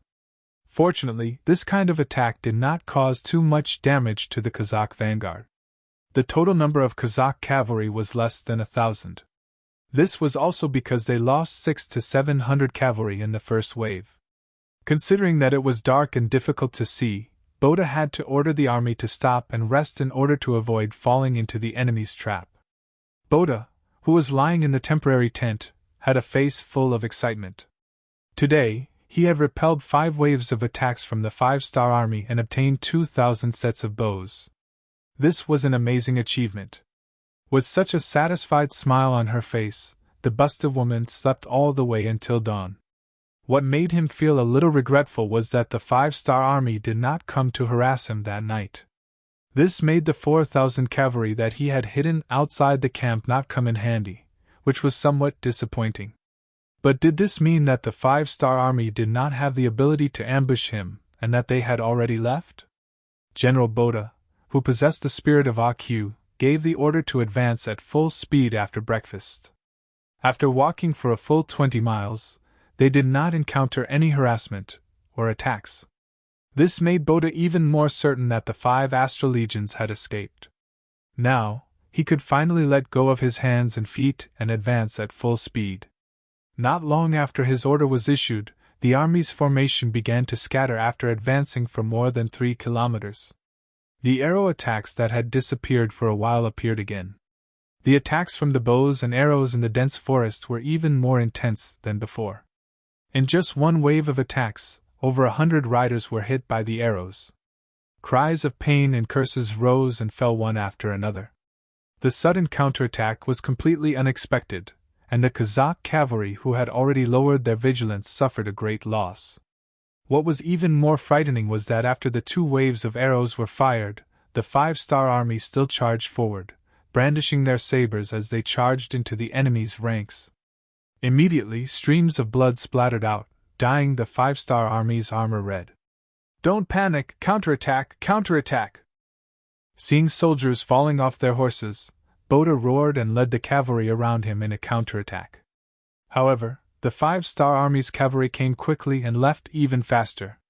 They didn't give Porta a chance to counterattack and disappeared into the dense forest on both sides. By the time Sark's army arrived, they had already disappeared. This was clearly a premeditated attack. With the mentality of running after one shot, they came and went without a trace. After they left, General Boda sadly discovered that in just half an hour, he had lost over 1,000 cavalrymen, and the number of injured soldiers had increased by nearly 1,000. This kind of loss was a huge blow to General Boda. They hadn't even engaged the enemy yet, but they had already lost nearly 30% of their strength. This made him have no choice but to be vigilant and send as many scouts as possible into the dense forest to ensure the safety of the vanguard. The advantage of doing this was that the possibility of a surprise attack was very small, but because of this, the marching speed of the army had to be slowed down. 15 miles away, the commander of the new army's 1st Cavalry Division, Kalu, was waiting for news with the main force. After seeing the 1st Regiment return, Kalu couldn't help but let out a sigh of relief. Especially when he saw the smell of blood on the returning soldiers, he knew that the harvest was not small. "Division Master, according to the mission, the scouts have reported that the enemy has already slowed down their marching pace." The Tan commander Wuba chuckled, his face full of pride.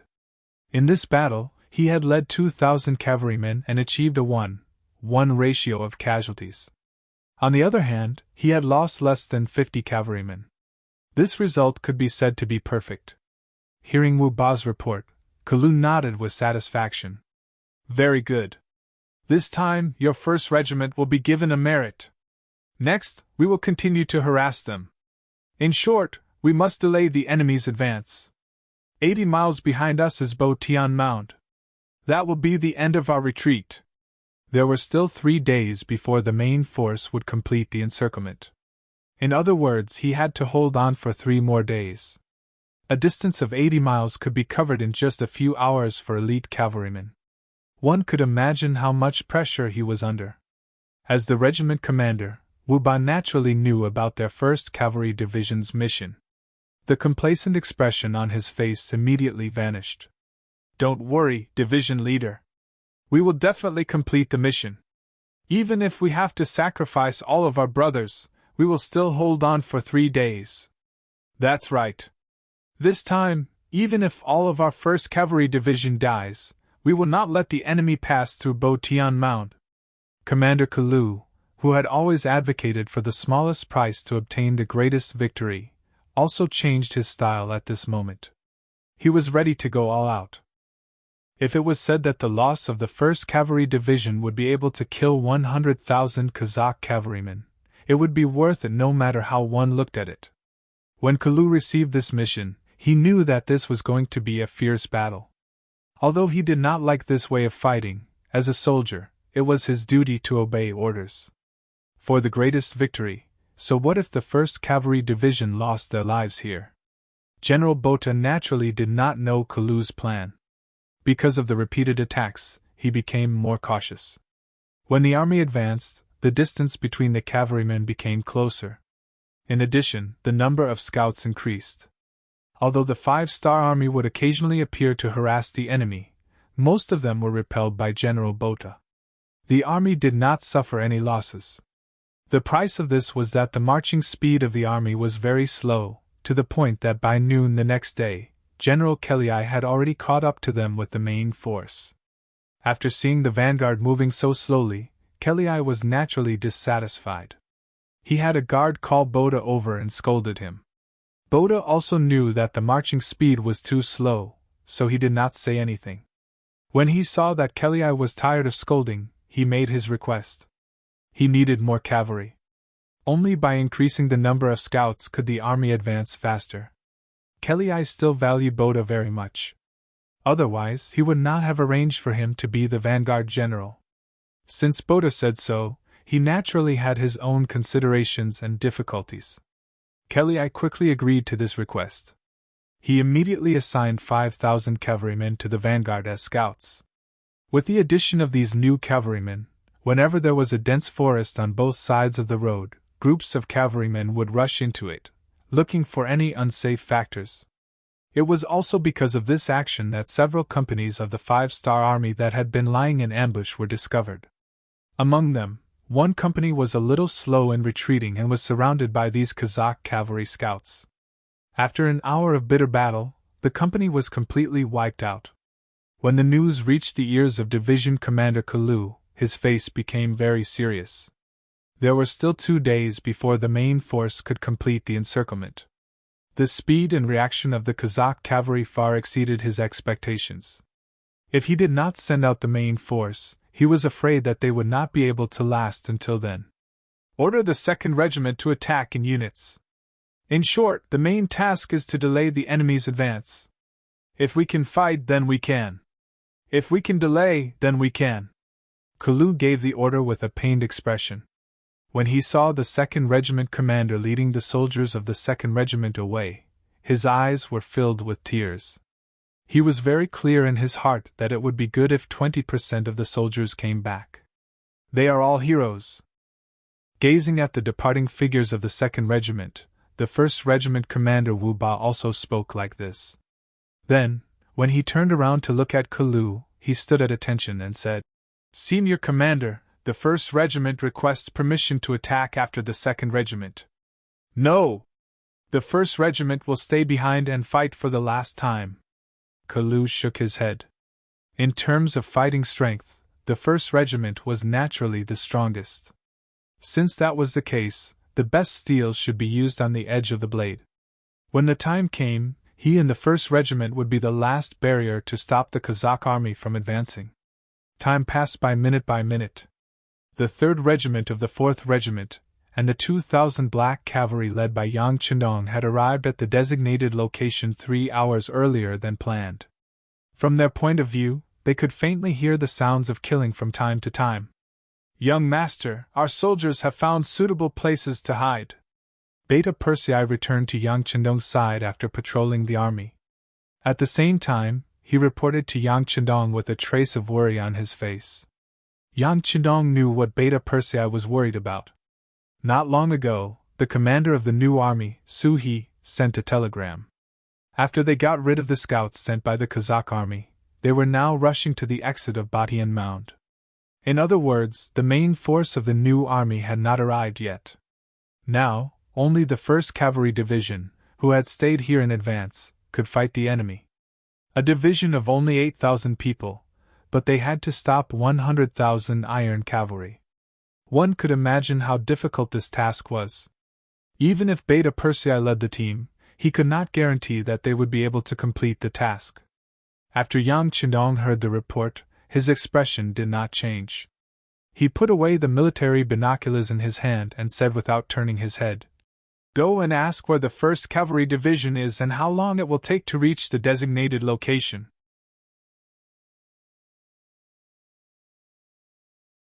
Chapter 1295. Yes, I'll go right away. Beta Persei agreed and rushed to Wang Shan's telegram team. Yang Chidong, who was left behind, slowly turned around and sighed softly. How could he not know what kind of pressure the new army's 1st Cavalry Division was facing at this time? It was even possible that the entire division would be wiped out if they were not careful. But this was war, a war of blood and iron. It was either you die or I die. Anyone who was in the middle of it, if they showed even the slightest bit of mercy, they might cause the army to be doomed eternally. As the saying goes, the merciful cannot command an army. To achieve one's goal, there must be sacrifices. As long as the sacrifice was worth it, someone must do it. No matter how reluctant he was, he had to harden his heart. He had to be willing to give up. Only by giving up could he gain something. He saw this point very clearly and was also very rational. Now he only hoped that the 1st Cavalry Division could arrive at the designated location as soon as possible. This way, the pressure on the new army's 1st Cavalry Division should be much less. The 1st Cavalry Division was indeed the trump card of the cavalry. Under the leadership of Division Commander Tian Hu, they had been hurrying on their way ever since they received the mission. During this period, many war horses fell to the side of the road due to exhaustion, foaming at the mouth, but Tian Hu still did not order the troops to slow down. He only left a company of soldiers to take care of these meritorious war horses. The main force of the division was still moving forward bravely. After several days of continuous travel, even the soldiers of the 1st Cavalry Division, who were regarded as the most elite and powerful existence among the cavalry, still had many soldiers whose legs were worn out and blood flowed down their trousers. There were also some soldiers who did not get any rest for a long time. They fell asleep while sitting on their war horses. Some even fell off their horses because they could not hold the reins and were injured. There were casualties at any time. But no matter what happened, Tian Hu did not ask them to stop even once. Even if they had to eat, he asked the soldiers to eat on horseback. It was only at this time that the war horses would slow down from their galloping state. But even so, the cavalry soldiers were still a bit faster than the other cavalry units. After a few days of non-stop travel, they finally arrived at the designated ambush location. At this moment, they were 8 hours ahead of schedule. This half a day's time was bought with the lives of the brave warriors of the 1st Cavalry Division. According to the statistics, out of the 20,000 people in the division, the number of non-combat casualties during the march had reached 2,000. They were the world's #1 cavalry division. Every soldier who could enter this place was carefully selected. Even so, the losses they suffered were so great. It could be imagined that this operation was clearly not a mission, but a race against time and life. As soon as they entered battle position, the transmitter immediately reported the news to Yang Chenong through the radio. After hearing the news, Yang Chenong, who always had a cold expression on the battlefield, couldn't help but exclaim loudly, "Good, the soldiers are all good. After this battle, all of you will have meritorious service. Now, it is time for us to attack. Inform the new army and the 1st Cavalry Division that we will launch an all-out attack in half an hour. We must annihilate the enemy." Within the long and narrow Batian Mound Canyon, the battle was currently in full swing. The smell of blood filled everyone's nostrils. Blood could be seen everywhere, dyeing the ground red. The Kazakh army's performance was far more ferocious than Division Commander Kalu had expected. They seemed to have already seen through the 5-star Army's intention to stop them. As soon as they entered the canyon, they launched a frenzied attack. As if frightened by the tall mountains and boulders on both sides of the road, General Kelly continuously sent reinforcements to the vanguard, striving to leave this place as quickly as possible, rushing out of this dangerous place that he felt was far from good. During this period of time, General Kelly did hesitate. After looking at the surrounding terrain, he discovered that this was a very good place to set up an ambush. He thought of ordering the army to retreat. Since there was the 5-star Army blocking the way, they could just retreat from here. However, When he considered the fact that there were carriages carrying provisions and supplies behind them, it would be easy for the cavalry to turn around. However, it wouldn't be so easy for the supply carriages to turn around. If they rashly moved forward, the army would be in chaos and a scene of internal strife would occur. At that time, if the 5-star army came from behind, the consequences would be unimaginable. Yesterday, the scouts also sent news that they didn't discover any 5-star army's main force. I think my worries were unnecessary. Kelly comforted himself like this. At the same time, he had a trace of hope in his heart. He also gave the vanguard General Boda a death order. Within 4 hours, they had to open this passage and let the army smoothly pass through here. For this, he added another 10,000 soldiers to the vanguard. Boda, who had the authority to command more troops, had his morale greatly boosted. Under his command, he led the cavalry to charge forward fiercely and quickly wiped out the main force of the new army's 1st Cavalry Division. After a series of battles, the exit of the canyon was right in front of them. Hope was right in front of them. The 1st Cavalry Division, who fought with all their might, couldn't stop themselves from retreating. During this time, Kalu, who was the division commander, also pulled out his saber and joined the battle. Even the direct subordinate battalion of the 1st Cavalry Division charged forward. It was precisely because Kalu had suppressed the last of his strength that he was able to save the life of the 1st Regiment commander, Wu Ba, allowing this regiment commander who had already fainted to be pulled back from the battlefield. However, at this time, there were less than 500 cavalrymen left. In a short 2 days, the 1st Cavalry Division went from a full strength of 8,400 men to less than 1,000 men. It wouldn't be an exaggeration to say that they were almost completely wiped out. This result was far more tragic than what Kalu had imagined. Kalu, who was wearing a white battle robe that was now dyed red, turned his wrist and looked at the military watch that the 6th young master had personally given to him. His face was gloomy. There were still 14 hours until the appointed time, but the soldiers in his hands were almost exhausted. Perhaps in the next charge, the entire army would be wiped out. He might also die on the battlefield like the majority of the soldiers, wrapped in horse hide. If he were to die on the battlefield, Kalu had already mentally prepared himself for this from the day he joined the 5-star army. However, he really couldn't accept dying like this. He still hadn't completed his mission. Once the Kazakh army charged out of the canyon behind them, all of the plans that Yang Chendong had made before would become useless. The soldiers of the 1st Cavalry Division would also die in vain. This was something that he absolutely couldn't accept. Fight, no matter what, we have to hold on for 16 hours. Kalu used his blood-soaked battle robe to wipe the glowing white saber in his hand. His face flashed with a resolute expression. There were less than 1,000 cavalrymen around him. Most of them were injured, and some of them were even seriously injured. They were still bleeding. However, at this moment, no one doubted his words. They firmly believed that as long as they were still alive, they wouldn't allow any enemy to charge out. Kalu arranged for 2 bodyguards to send the unconscious Wu Ba away. This could be considered the last bloodline that he left for the 1st Cavalry Division. Then he looked up at the sky. It was currently noon. The sun hung high in the sky, emitting a gentle warmth. The sunlight shone on every soldier's body. Kill!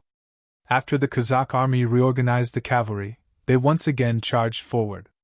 This time, General Bota personally led the charge. This showed that they were determined to solve this problem in one battle.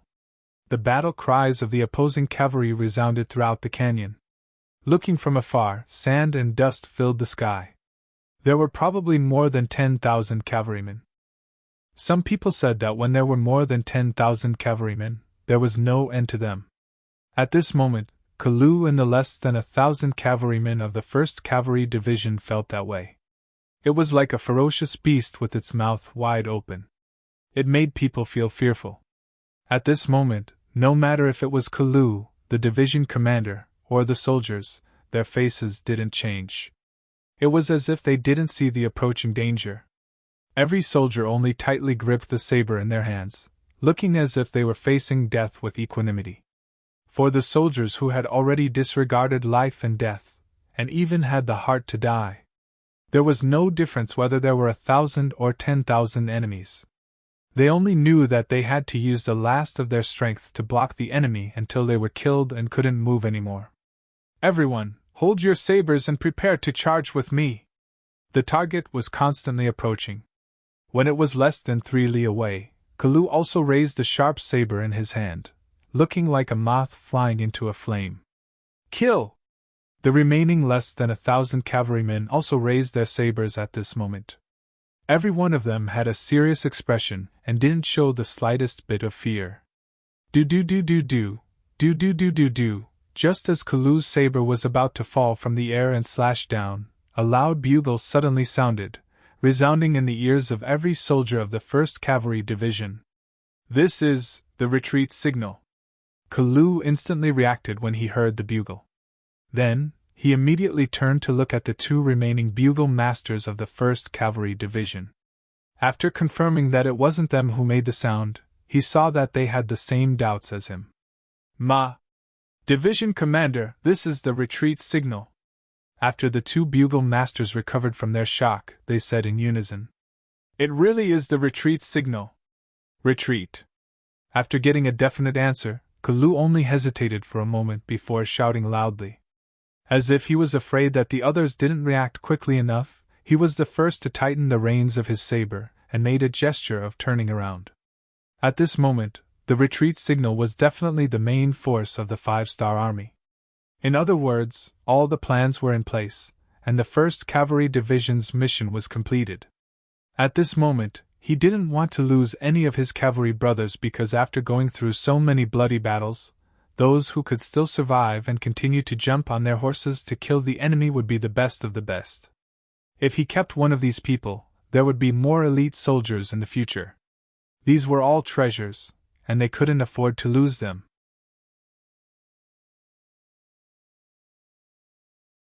Chapter 1296. First, there was the signal to retreat. Next, there was Kalu's movement. Close to 1,000 5-star soldiers all turned their horses around and followed behind Kalu, quickly heading towards the exit of the canyon behind them. At this time, the 10,000 Kazakh riders led by Boda were only a little more than a mile away from them. For a real cavalry, this distance could be reached in about 100 breaths.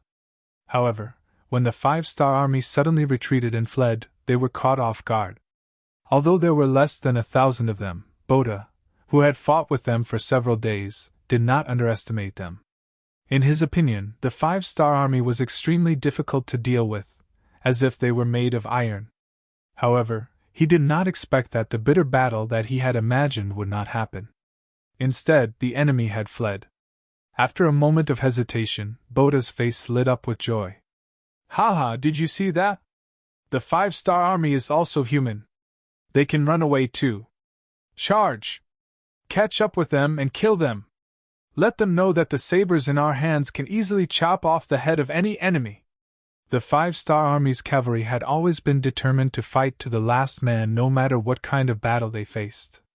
This was different from the battle Boda had imagined. He had always thought that a cavalry battle was a battle of one's fighting spirit. As long as one side suffered too many losses, their fighting spirit would collapse. At that time, it would be time for the victorious side to reap the fruits of their labor.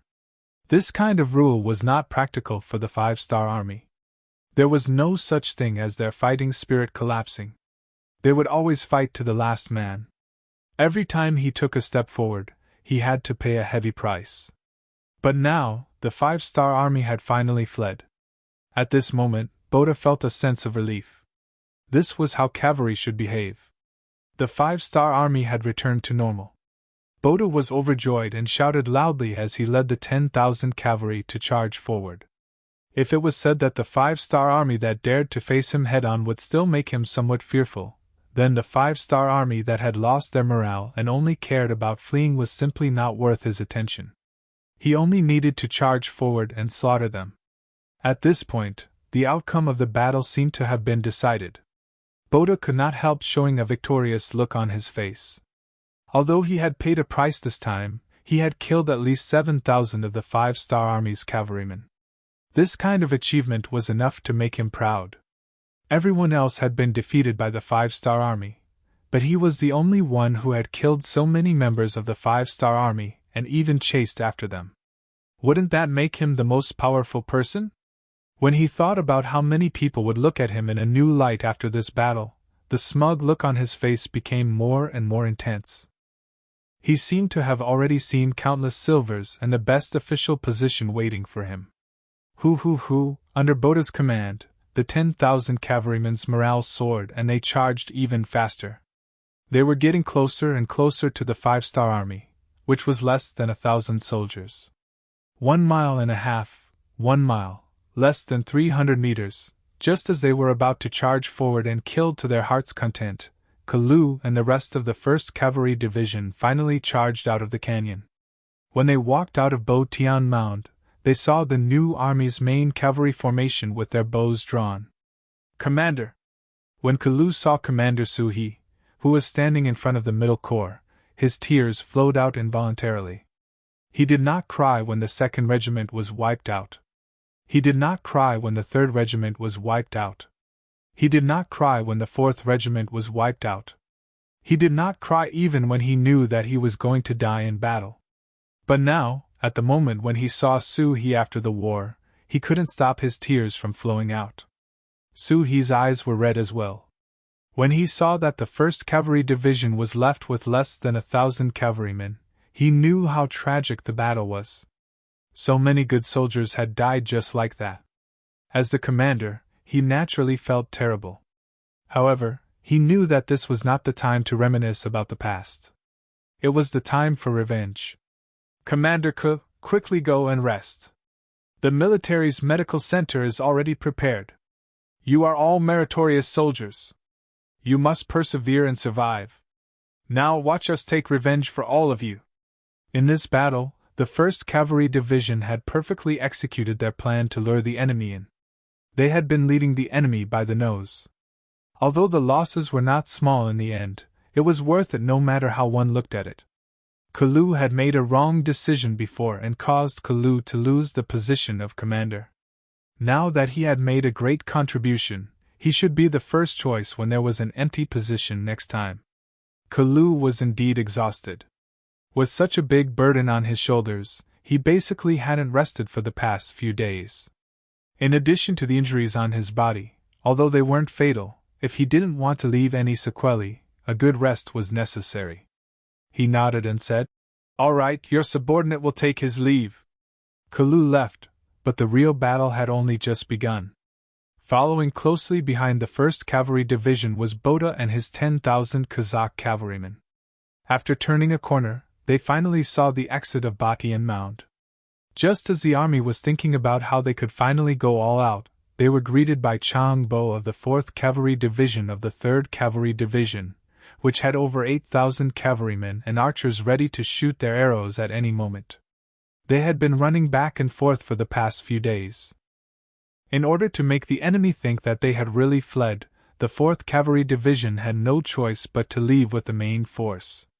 Now that they were finally back, Chang Bo was envious of the 1st Cavalry Division's achievements. When it was time for him to perform, he would not be polite. He shouted, "Fire! Fire! Fire!" This shout echoed countless times when it hit the huge rock at the entrance of the canyon. This shout made the 4th Cavalry Division's 5-star Army's archers' eyes spit fire. Their killing intent filled the sky. With this shout, the soldiers of the 4th Cavalry Division loosened their right arms. Immediately, countless arrows shot out from their hands, creating many pleasant whooshing sounds. A dense rain of arrows pierced through the air and smashed into the unprepared Kazakh cavalry. Soon, the sound of soldiers falling off their horses could be heard. From time to time, it was accompanied by cries of pain and alarm. 2 waves of arrows were released. More than 16,000 arrows were shot from afar, like a giant blade falling from the sky. 30% of the Kazakh cavalry vanguard was cut down. Unfortunately, Boda, the general, was also in the range of the arrows. When he turned the corner, he saw countless archers waiting for him. When he saw the neat formation of the 5-star Army soldiers, he knew that something was wrong. However, His opponent did not give him any chance to catch his breath or react. The arrows came at him as if they were free.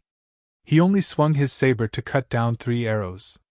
Then, the 4th arrow hit him in the chest, followed by the 5th, 6th, and 7th arrows. In a short period of time, he fell to the ground like a porcupine. Even until the moment of his death, he still did not understand where the 5-star army had come from. Also, since the 5-star army had so many brave soldiers, why were they in such a sorry state when they were chased by him? Was it really that fun to tease him? With the death of Boda, the Kazakh vanguard cavalrymen who had lost their commander and were heavily injured by the arrows immediately turned around and fled like headless flies. Their faces changed drastically, and they were no longer as high-spirited and complacent as they were when they came out of the canyon. Kill! The 2nd Cavalry Division's division commander Bai Kai and the 3rd Cavalry Division's division commander Lei Chuaneng, who had been waiting by the side, roared. More than 10,000 cavalrymen charged into the canyon. The 2 cavalry divisions that had been holding back finally had a chance to use their skills. At this time, they could not wait to charge into the enemy's cavalrymen. They waved their sabers and killed in all directions. One chased while the other fled. In just a short period of time, everyone had changed their roles. The only difference was that the Kazakh cavalrymen were really fleeing. Moreover, they were fleeing with a goal in mind. They thought that once they could meet up with the main force, they could change the situation of being chased by the enemy. However, they did not know that the current situation of the main force was not much better than theirs. In fact, it was even worse. When the agreed time of attack arrived, Yang Chidong, who had been hiding above the canyon, gave the order to attack. It was above the canyon that Yang Chidong saw the bravery of the new army's 1st Cavalry Division with his own eyes. However, he did not move. This was not because Yang Chidong was cold-blooded.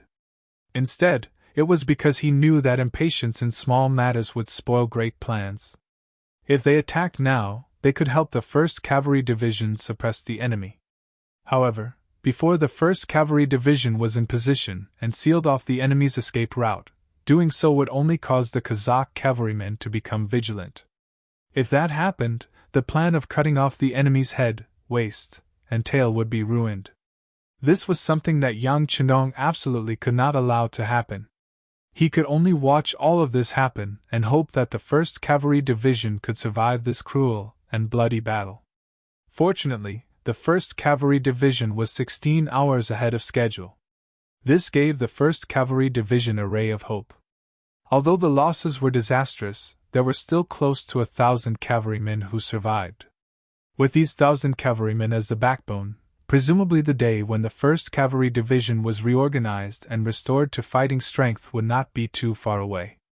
Seeing his own soldiers being bullied, Yang Chidong could finally retaliate. How could he be polite? Under his orders, the rocks piled up above the canyon tumbled down, disrupting the Kazakh army's formation. Then, 10,000 guns were fired. Under the muzzles of the 3 cold vanguard divisions, bullets flew out. The enemy cavalrymen were like living targets, becoming targets. In an instant, they were shot into a hornet's nest. One by one, they fell from their horses.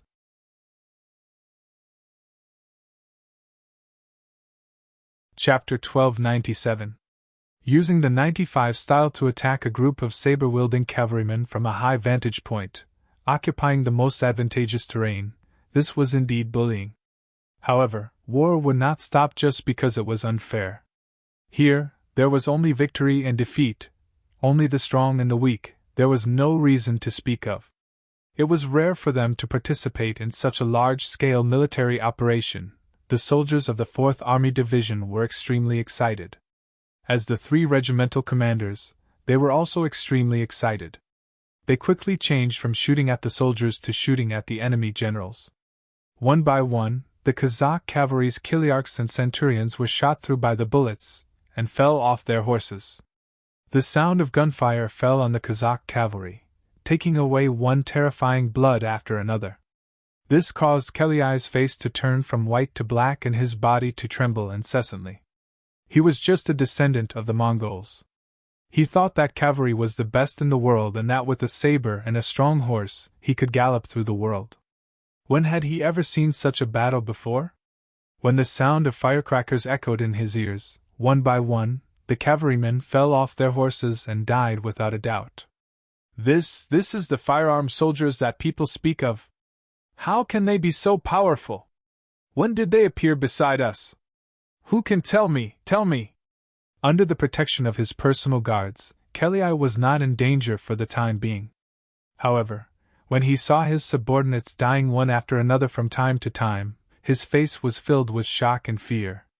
He did not know when he would be like the other soldiers and be shot to death. No one could answer Kelly's question.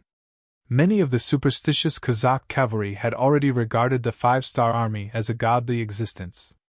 Think about it, if it was not a godly existence, how could they suddenly appear here? If it was not a godly existence, how could they have such a long range and powerful firearm? General, what should we do? What should we do? The two captains beside Kelly said in a sobbing voice. In the face of such a long range and powerful firearm, they did not have the slightest ability to fight back. This kind of weapon had already exceeded their imagination. It brought them nothing but fear. Their fighting spirit and morale had already fallen to the extreme. When a person wielding a broadsword is facing a submachine gun, even if you have 1,000 skills, it would be difficult to use them, right? At this moment, these Kazakh cavalry had such mentality. When their fighting spirit had collapsed, they didn't think about how to rush up the canyon. In fact, they didn't have the ability to face the 95 style. The only thing he could do now was to think of a way to escape this hell on earth. What to do? Of course, it was to rush out, but Kelly hadn't decided whether to rush forward or retreat. But soon, someone helped him make the decision. The vanguard fled back. Not only that, there were 2 divisions of 5-star army soldiers behind them. Once he heard that the road ahead was blocked, Kelly did not hesitate, and immediately gave the order to retreat. At this moment, he didn't care whether or not this would cause him to trample. He also didn't want to do this. He only wanted to leave this place and get away from the 5-star army. He wanted to get away from death and danger. Finally, there was an order. Although the battlefield was very chaotic, at least there was a direction. The Kazakh cavalry were like a monstrous flood.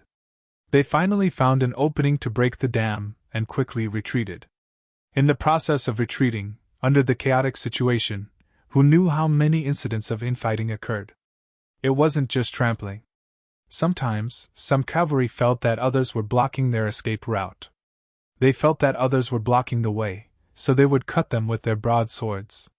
It was really like opening a path when you meet a mountain, building a bridge when you meet a river. Blow the bugle call. Standing on the canyon, Yang Chenong looked coldly at everything that was happening in front of him. Especially when he saw that the 2 divisions of New Army's cavalry were forced to stop because of the gunshots, and were unable to charge into the Kazakh army, he finally gave the order to charge. Immediately, the gunshots stopped and the loud bugle call sounded. The New Army's cavalry instantly moved and killed their way into the battlefield. As they charged, they shouted loudly, "Those who surrender can live, those who resist must die." The Kazakh cavalrymen, who had already lost their composure and were scared out of their wits, felt as if they had heard the sound of nature. One by one, they threw down the weapons in their hands, jumped off their war horses and knelt on the ground. The hellish situation was finally coming to an end. Who knew how many cavalry soldiers let out a long sigh of relief? "Commander Ling, bring the warriors down to receive the captives." Now that the situation was settled, Yang Chenong's expression was somewhat relaxed as he spoke to Commander Ling Deqiang. Then, Yang Chenong turned around and looked at Beta Persei and the 2 captains Qiu Vi and Dao Xiao who were eager to fight. His face revealed a trace of a smile as he said, "Black cavalry, get on your horses and charge with this king. Kill!" Finally, they had a chance to show off their might. The 2,000 black cavalry soldiers excitedly put on their black helmets and black armor. One by one, they raised their sabers and followed Yang Chenong, who was wearing a golden battle robe, towards the entrance of Batian Mound. At this moment, at the entrance, the battle had already begun. With the 1st Cavalry Division's commander, Tian Hu, leading more than 18,000 cavalrymen, they had already launched an attack in half an hour. The rear of the army was mainly responsible for transporting rations and supplies. Although they had previously promised the Kazakh army that the 3 provinces would be supplied by the Kazakh army, this time, Kelei had brought a lot of rations from his own country. When he returned, he only needed to ask the other side for the rations. Otherwise, wouldn't he be unable to see the main forces of the 3 countries and not obtain the rations that the army needed? It was precisely because he had brought a lot of provisions that Kelei had arranged for 5,000 elite cavalrymen to guard the rear army. With the existence of these cavalrymen, even if they were attacked, there wouldn't be any problems. As long as they resisted for a while, his main army would quickly come back to help. Everything was arranged well, but when the opponent was the 1st Cavalry Division, this so-called no problem became a big problem. In front of the 1st Cavalry Division, there wasn't a single cavalry unit that couldn't be destroyed. They didn't even use the Big Dipper crossbow, just relying on their strong bows. When the 1st Cavalry Division appeared, they shot 4 arrows in a row. Here, it should be noted that after an ordinary cavalry launched an attack, they would only be able to fire 2 arrows before involuntarily receiving the enemy's attacks. It was already very difficult for the stronger cavalrymen to shoot 3 arrows. However, in the 1st Cavalry Division, they could shoot 4 arrows in a row within a short distance of 100 meters. There were even some who were more powerful who could shoot 5 arrows in a row. With so many arrows flying through the air, the arrows didn't stop after seeing the cavalrymen.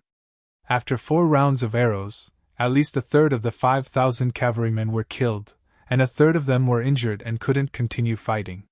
When there were only 1,000 or so cavalrymen left, facing the charge of the 1st Cavalry Division, they were defeated before they could even cause a ripple.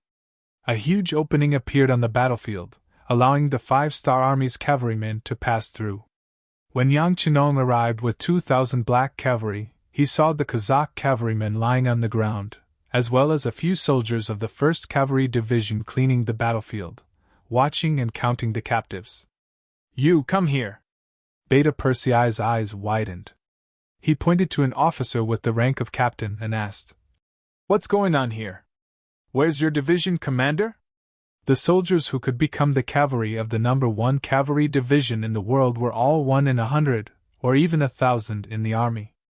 To be able to become a company commander, it was unknown how many bloody battles they had experienced, and how many meritorious deeds they had achieved.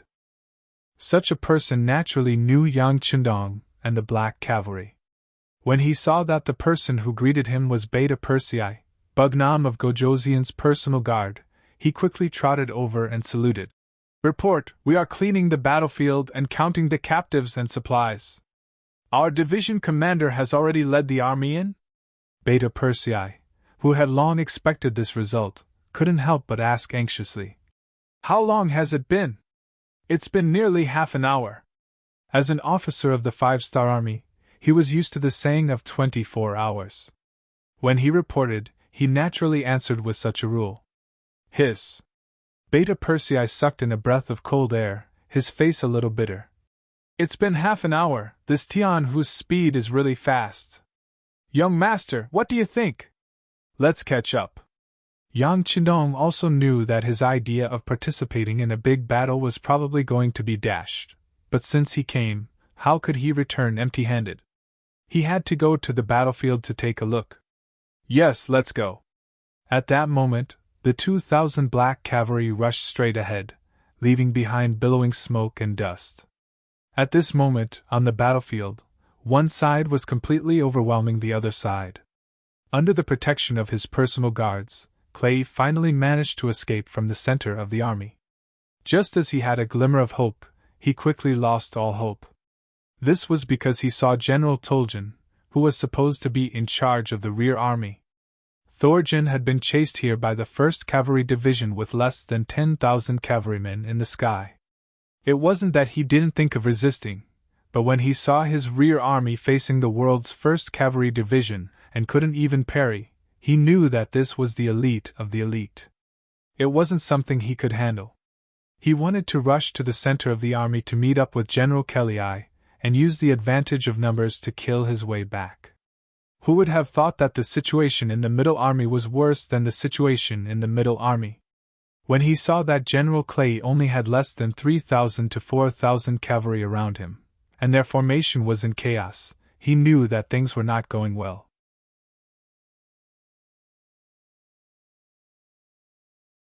Chapter 1298. Why are you here? When Kelly saw General Toljan, his face was also filled with fear.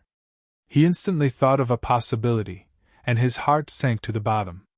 Since the enemy had set up an ambush on both sides of the canyon, why didn't they know to cut off his escape route? It was ridiculous that he thought that going back was the only way out. This was the 5-Star Army's plan. However, there was another problem. How did so many 5-Star Army soldiers appear here? Didn't the scout report that there were no 5-Star Army units around here? The 5-Star Army had only invested a total of over 200,000 soldiers on the battlefield. Shouldn't their main force be on the way to the Forsaken City? Where did the 5-Star Army come from? There were countless questions in his mind, but no one could answer him. Because at this moment, the 1st Cavalry Division and the new army from the front had already surrounded them.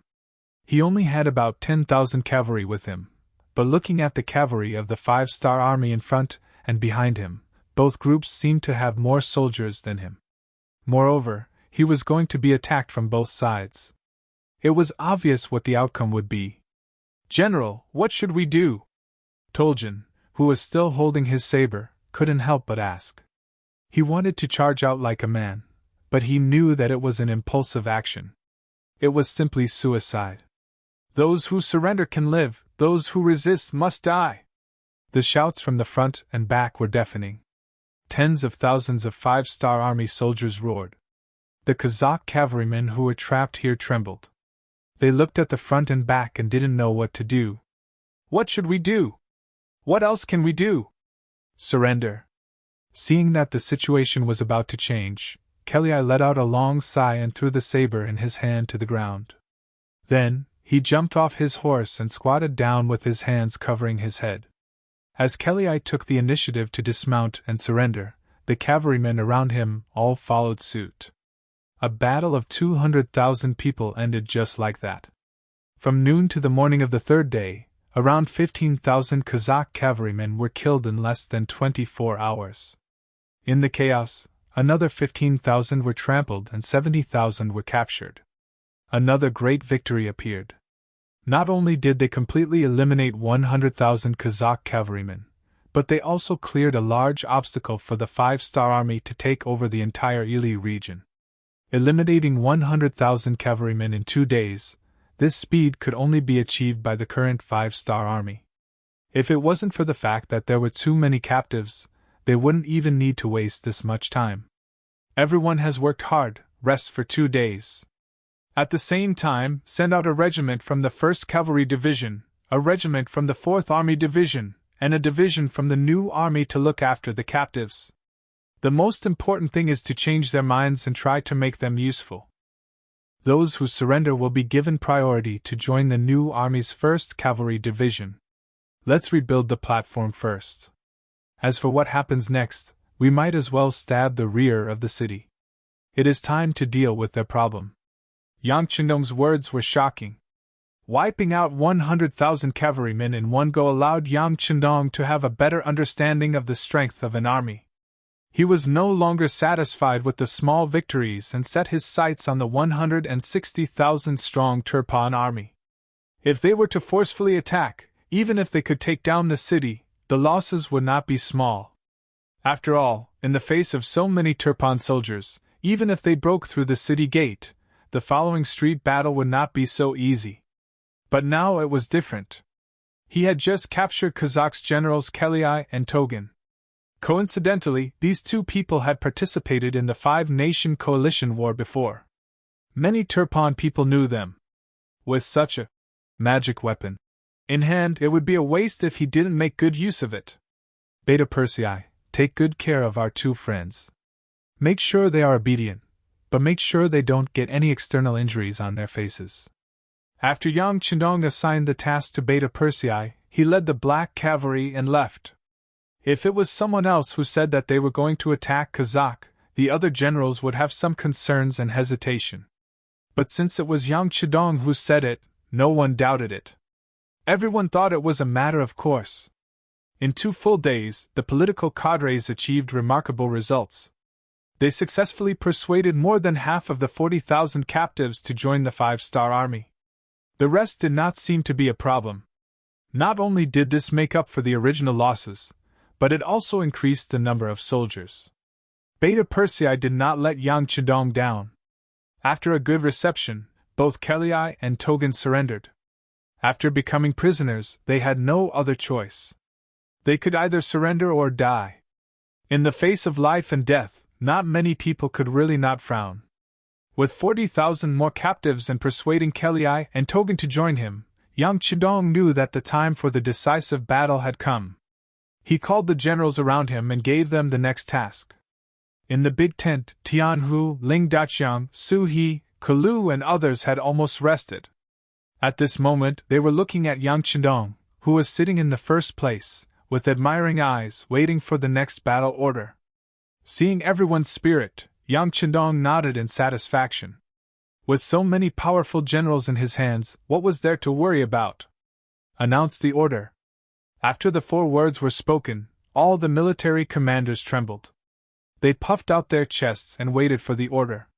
Order: Kalu's 1st Cavalry Division will be rebuilt from the captives. After it's done, take 30,000 captives who don't surrender to Turpan and hand them over to the 5-star army. They'll be sent to the logistics headquarters in the first city in batches. Many places are undergoing major construction and need a lot of labor. Since these people don't want to bow their heads, they'll serve as laborers. Each of them will be sentenced to at least 20 years. If they perform well, their sentences can be reduced appropriately. Kalu was called out. Although it was a pity that he could not participate in the upcoming battle, escorting so many young and strong captives was also a big deal. Wasn't this the 6th young master's trust in him? He hurriedly agreed. When the other commanders heard that they had to serve for 20 years, they could not help but break out in a cold sweat. That was the most glorious 20 years of a man's life. It could be imagined that they would be little old men after the time was up. They probably wouldn't be able to do anything in life. But on the other hand, who could they blame for this? They dared to not surrender after becoming captives. It was already a good thing that they were not killed. After dealing with the captives, Yang Chendong said for the 2nd time, Order: Su He's new army to take the lead. Escort 30,000 Kazakh captives to the city gate. Try to give a fatal blow to the leadership in the shortest time possible to assist in the upcoming street battles in the city, and seize the absolute initiative. Of course, if we can persuade the other party to work for us, that would be the best. Well, Kelei and Thorjen can be used by you. Act according to the situation. Yes. Su He, who heard the order, quickly responded with a military salute. Although Kalu's 1st Cavalry Division was missing in this battle, there were more than 30,000 captives. In this way, he had more than 50,000 troops in his hands, which made his confidence soar. Order: the 4th Army Division and the 1st Cavalry Division to cover the rear. When the new army enters the city and opens the city gate, look for an opportunity to destroy the enemy. Yes. Ling Daqiang and Tianhu both stood at attention and answered. Although they couldn't take the first credit this time, they didn't complain. They all knew that street battles were the most chaotic battles. They didn't want to fight with their elites like this. Yang Chendong must have considered this point and made this decision. As soon as the order was given, the army quickly moved. The officers all carried out their duties, and the army sped up towards Khaleesi city. At the same time, Yang Chendong also notified the 1st Regiment of the 4th Army Division, the Liaodong Cavalry Division, the Far Eastern Army's 1st Cavalry Division, the Light Cavalry Regiment, and the Reconnaissance Regiment that had already conquered Khaleesi city to speed up their march towards Khaleesi city. At that time, they would surround the 4 cities and not let a single enemy escape. A large net was being cast towards Khaleesi city. At this time, King Hardenbarter didn't know about this. The gates of Quincy City, the northern gateway city, were quickly blasted open by the Five-Star Army's artillery bombardment. The cavalry took the opportunity to charge in and occupy the city. The king was currently organizing the army in his hands and making the corresponding arrangements for the war. The Five-Star Army relied on their powerful cannons to achieve victory. In Hardenbarter's eyes, while at the same time, he was extremely shocked. Regarding this, he specially called his General Daichin to discuss how to deal with this. General Daichin, who thought that he was already familiar with the Five-Star Army's tactics, didn't panic. In his view, no matter how strong the tactics were, there was still a way to deal with it. For example, if the same method was used on Khaleesi City, he wasn't that afraid. He had a total of 160,000 soldiers. Although most of them were new recruits and because of insufficient preparation, many of them only had weapons and didn't even have war horses, it was still 160,000 people.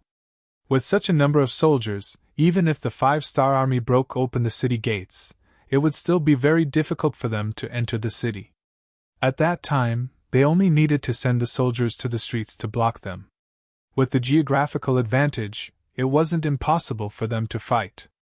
Once they held on for too long, when reinforcements appeared, it would be time for them to counterattack.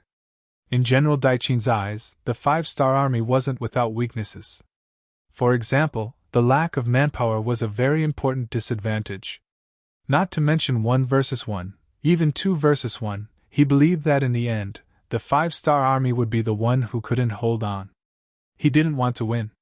He only wanted to protect himself while hurting the Five-Star Army at the same time.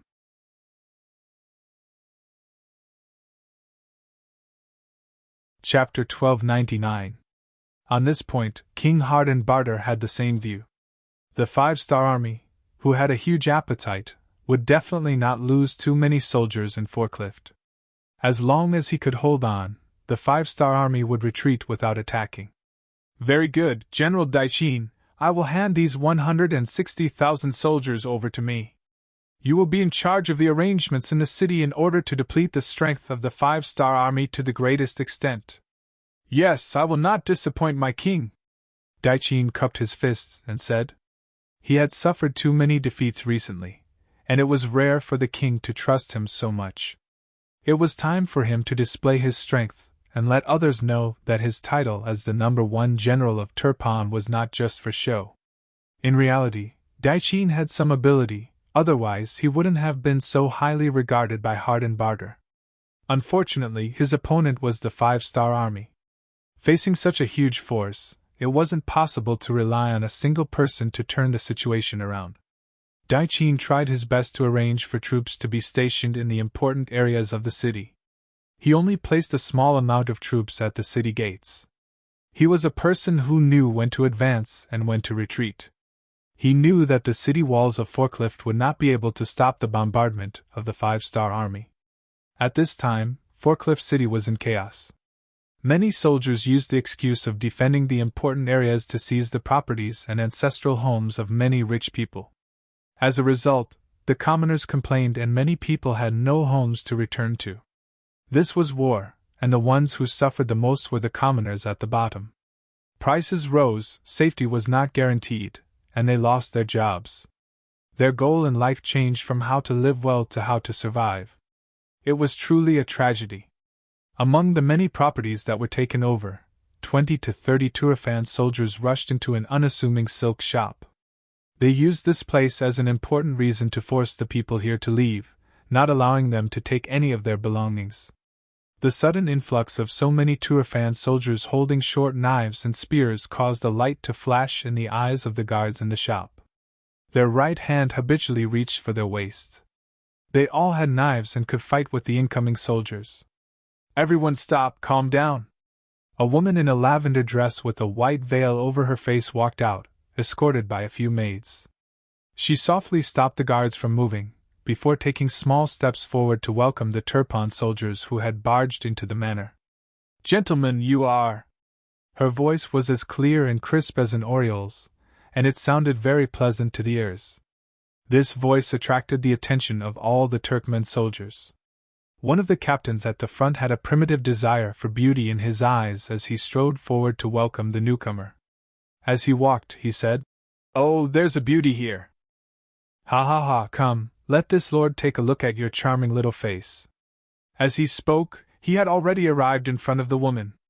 At the same time, he reached out his hand and tore off the white veil. The greater the hope, the greater the disappointment. Perhaps the woman's appearance was too stunning, so the captain had high expectations of her appearance.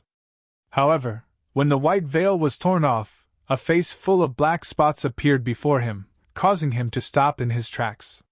Following that, he felt a wave of nausea in his stomach. Clearly, he was disgusted by the ugly appearance of the woman. Not only was her skin dark, there were also black spots on it. She was truly ugly to the extreme. It was hard to imagine how a woman like her could have such a pleasant voice and a decent figure. The woman's appearance frightened the captain. His hand that was hovering in the air quickly dropped. The teasing tone in his voice turned serious. "Are you the manager of this place? Let me tell you, this place has been expropriated. Leave this place immediately. Remember, you are not allowed to take any belongings. Otherwise, don't blame us for not recognizing you with our weapons." Expropriated? The woman put the white veil back on her face, completely concealing her shock.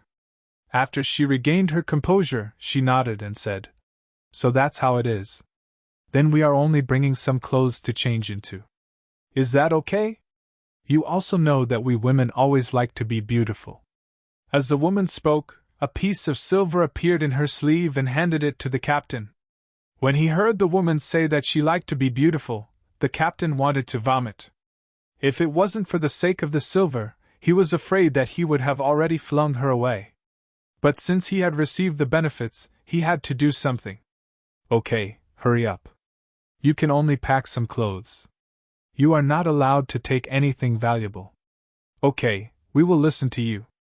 The woman quickly nodded, then turned around and said to the 4 women who followed her, "Go, pack a little. Sigh, I don't know when these days will end and where we will live." The women moved quickly. After a while, each of them came out with a cloth bag. Seeing how weak they were and how easy it was for them to carry the cloth bag, the captain knew that there was nothing valuable in it. He immediately waved his hand and without even checking, he said, "Okay, you have taken the things. Quickly leave." "Yes, sir." After the ugly woman bowed, she led the 4 maids and 4 guards out of the silk shop. When they reached the main street, they saw many homeless commoners and merchants just like them.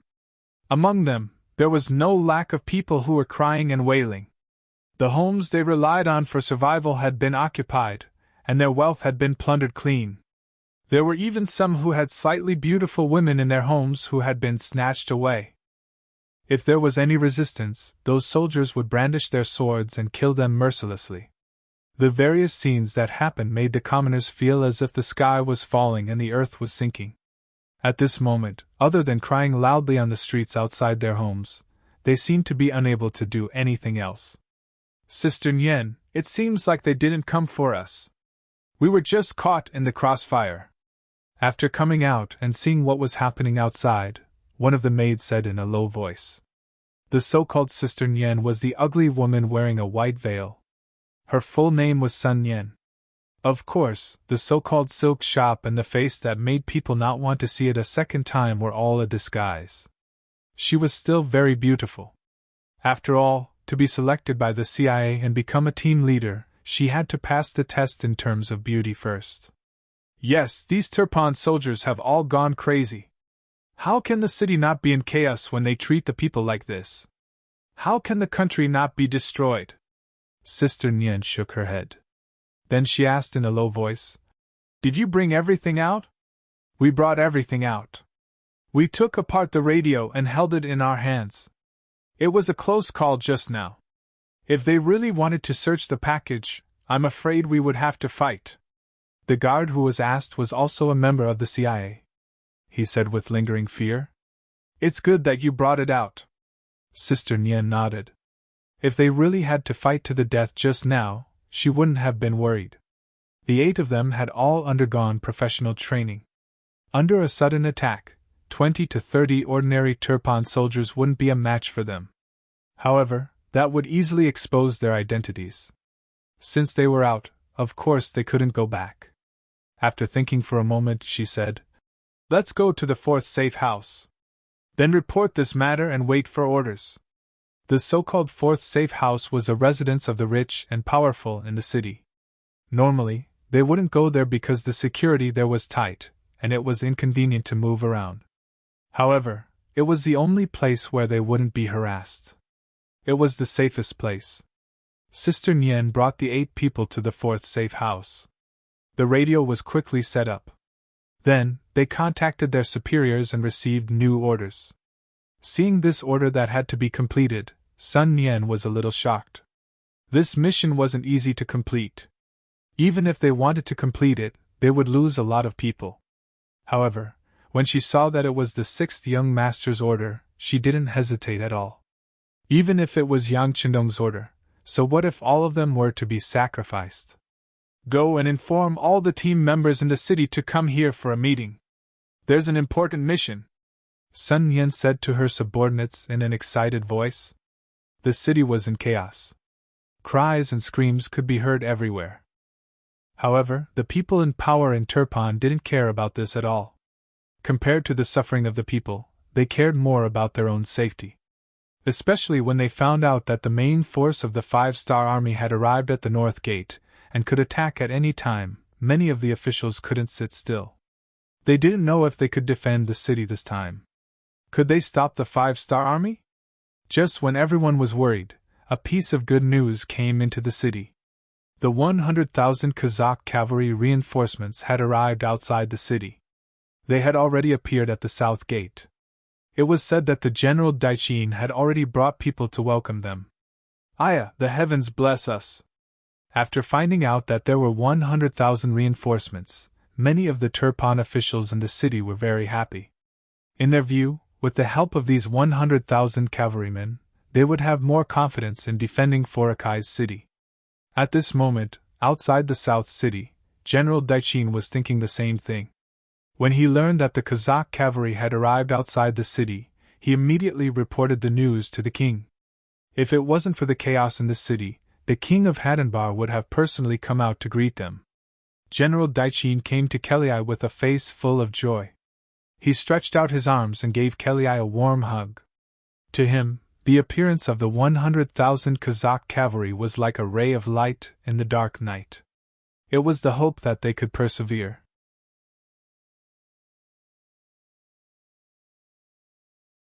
Chapter 1300. Perhaps because he was too excited, Daichin didn't notice Kelei's ugly expression until he hugged him and felt his body stiffen. He then asked in surprise, "General Kelei, are you not feeling well?" Kelei bitterly smiled. He wanted to say that he was no longer a general, but a captive. However, he knew that there was a gun pointed at him from the side. He had seen the power of a gun before. Taking his life within 30 meters was as easy as stepping on an ant. Not to mention that the 2 people in charge of monitoring him were less than 10 meters away from him.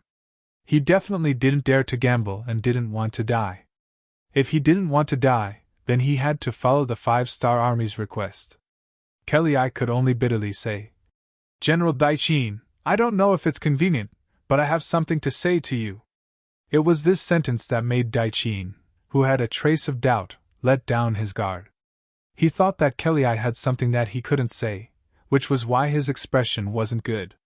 Considering that Kelei was here to help him, if there was a problem, he should help him. Thus, he nodded and said, "Of course it's convenient. We are friends, so we can talk about anything." "Okay." Kelei was waiting for this sentence. After he finished speaking, he turned around and said, "If that's the case, then please follow me. What I want to say is confidential and I don't want too many people to know." Facing Kelei's request, Daichin didn't think too much. He only thought that Kelei was talking about conditions. After all, this was the help of 100,000 cavalry. If it was him, he would also make some requests. Thus, he only brought a few people and followed Kelei to the side of the cavalry army. When he walked in, Daichin noticed that there was a group of people waiting for him. Among them was an old acquaintance, Kazakh's General Toljan. It was because of this person's existence that he didn't think too much and continued to walk behind Kelly. General Daichin thought that he still had a long way to go, but Halier suddenly stopped and turned around with a bitter smile on his face. But this time, he didn't say anything. Instead, someone beside him spoke. General Daichin, I didn't think that we would meet here. How have you been? The person who spoke was the commander of the new army, Su He. With regards to this person, Daichin naturally had a deep impression of him. Thinking back to the time when he brought his army to fight against him, he was defeated. That was the greatest humiliation to him. He curiously looked at the other party, and didn't say anything. Hundreds of thoughts flashed through his mind. How could this person be so similar to the commander of the 5-star army? Without an answer, Daichin turned his gaze to Halier. Clearly, he wanted an answer. Why would the Kazakh cavalry walk together with the general of the 5-star army? Seeing that Daichin wanted to hear an explanation or an introduction, Halier reluctantly said, Then let me introduce you. This is General Su He. He is the commander of the new army of the 5-star army. After saying this, Halier hurriedly moved his head to the side. Clearly, this betrayal of an ally made him very embarrassed. If possible, he wanted to find a hole to hide in. Hearing the introduction, General Daichin saw that the other party was indeed the commander of the new army of the 5-star army. His expression changed and his right hand habitually reached for his waist. Clearly, he had already felt the existence of danger. Unfortunately, it was already too late for him to react. Military Commander Suhi's guards, who had been observing all this from the side, stepped forward first. Two of them restrained Daichin from the left and right, pressing down on his shoulders so that his body couldn't move. At the same time, the bodyguards behind him were also restrained. All of this was done silently. Because it was far from the Turpan army, it didn't attract anyone's attention. Suddenly being restrained, General Daichin's face was naturally filled with anger. He looked at Halier, who had just turned around, and scolded loudly. Halier, I trusted you so much. You actually surrendered to the 5-star army. You coward, you enough? Su He said with a look of disdain. Then he looked at the furious Daichin and said, Wanting to live isn't about being afraid of death. It's about seeing if there's any meaning in dying. Come, bring him here. After Su He's words, a man who looked like a housekeeper was escorted over from the crowd. This was an old man over 50 years old. His appearance was nothing special, but when he appeared, in Daichin's eyes, it really made him pale with fright. He didn't have time to scold Holly, and asked nervously, Housekeeper, why are you here? The person who came was Daichin's housekeeper. He had followed Daichin for tens of years and could be said to be his most trusted person. For him to appear here really surprised Daichin. But very quickly, his face changed again and again. He suddenly thought of something.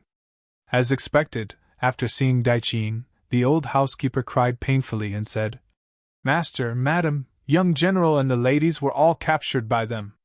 You have to make a decision. After hearing this, Daichin's whole body shook. He then used all of his strength to try and break free. It was just that the 5-star army was already prepared, and this strength was quickly suppressed. Unable to break free, Daichin could only curse. You bastards, if you dare to hurt a single hair of my family, I swear I will take your lives. Daichin was still shouting, looking like he was about to fight to the death. Su He, who had already expected this, wasn't in a hurry. After a while, when the other party seemed to have vented enough and was about to use up all of his strength, he said, Your family is naturally very safe and well protected. But whether or not they will be safe will depend on General Daichin's choice. If you still want to work for the hardened Bartle that is about to be destroyed, then you have no one to blame. Threat. It was a blatant threat. On the battlefield, in order to win, one would do anything, not to mention against a foreign race. When Su He was ordered to do this, he didn't feel any pressure at all. Now that the words had been spoken, all that was left was for General Daichin to make his own choice. He was tired of scolding and shouting. At this moment, Daiqing finally calmed down. But from his undulating chest, he seemed to be struggling and didn't have the intention to make a decision. Humph! You are so stubborn. Su He was determined to help him make a decision. General Daiqing, you are a good man, but your actions are really disgraceful. Think about it, you first betrayed the old king Jia Shi and helped Hart and Bartle take the throne. Now that the old king is dead, are you worthy of him? Also, everyone says you are a person who loves your soldiers like your children. Are you willing to watch your brothers make unnecessary sacrifices? Think about the citizens in the city, most of them are homeless and have no food to eat. Every day you delay, who knows how many people will die because of various reasons. Although you are not the main culprit, you are an important accomplice. May I ask, who are you worthy of? When you die one day, will you have the face to face those who died unjustly? Every word landed on Daiqing's heart, causing his expression to change again and again. Very quickly, he was like a deflated balloon, unable to be as stubborn as before. Thinking about his actions recently, it was really as Su He said. He was not a good man. How did he become a person who had no king, no father, no brothers and no citizens? Su He also saw Daiqing's thoughtful expression and knew there was hope. He continued, People say that if you know you are wrong, you should change. As long as you turn back now, it is not too late. Because you made the right choice, I believe many people will thank you. This is also your only chance to redeem yourself. Where to go, quickly make your choice. The group had been delayed here for a while, and it was inevitable that people would think too much. What they needed to do now was to end this quickly. If Daiqing cooperated with him, that would be the best. But if he didn't, then they would just kill their way into the city. The only difference was that it would take more effort and more people would die. Su He's words were like a hammer that smashed heavily on Daiqing's chest. Finally, after some hesitation, he made the decision to cooperate. Okay, I am willing to cooperate with the 5-star army, but I hope you won't start a massacre in the city. Finally agreeing, Su He let out a sigh of relief and nodded. General Daiqing, please don't worry about this. We won't harm the citizens. After all, these people will become Yangtze's citizens in the future. As for the soldiers in the city, as long as they don't resist, we promise we won't do anything to them. Okay. Hearing this promise, Daiqing's face revealed a relieved expression. Maybe Su He was right. What he was going to do now was to redeem himself for his previous mistakes. Since Daiqing agreed to cooperate, the next step was naturally much easier. He first gathered all the generals under him and started to persuade them to surrender under the encirclement of the new army of the 5-star army. Daiqing really treated his subordinates well. After he revealed his intentions, and with the deterrence of the 5-star army, no one objected and everyone agreed to follow the general's decision. This was something that couldn't be helped. The 5-star army had already killed their way into the city. At this time, there was no point in resisting. Instead, they would sacrifice their own lives. And this kind of meaningless sacrifice was something no one was willing to do.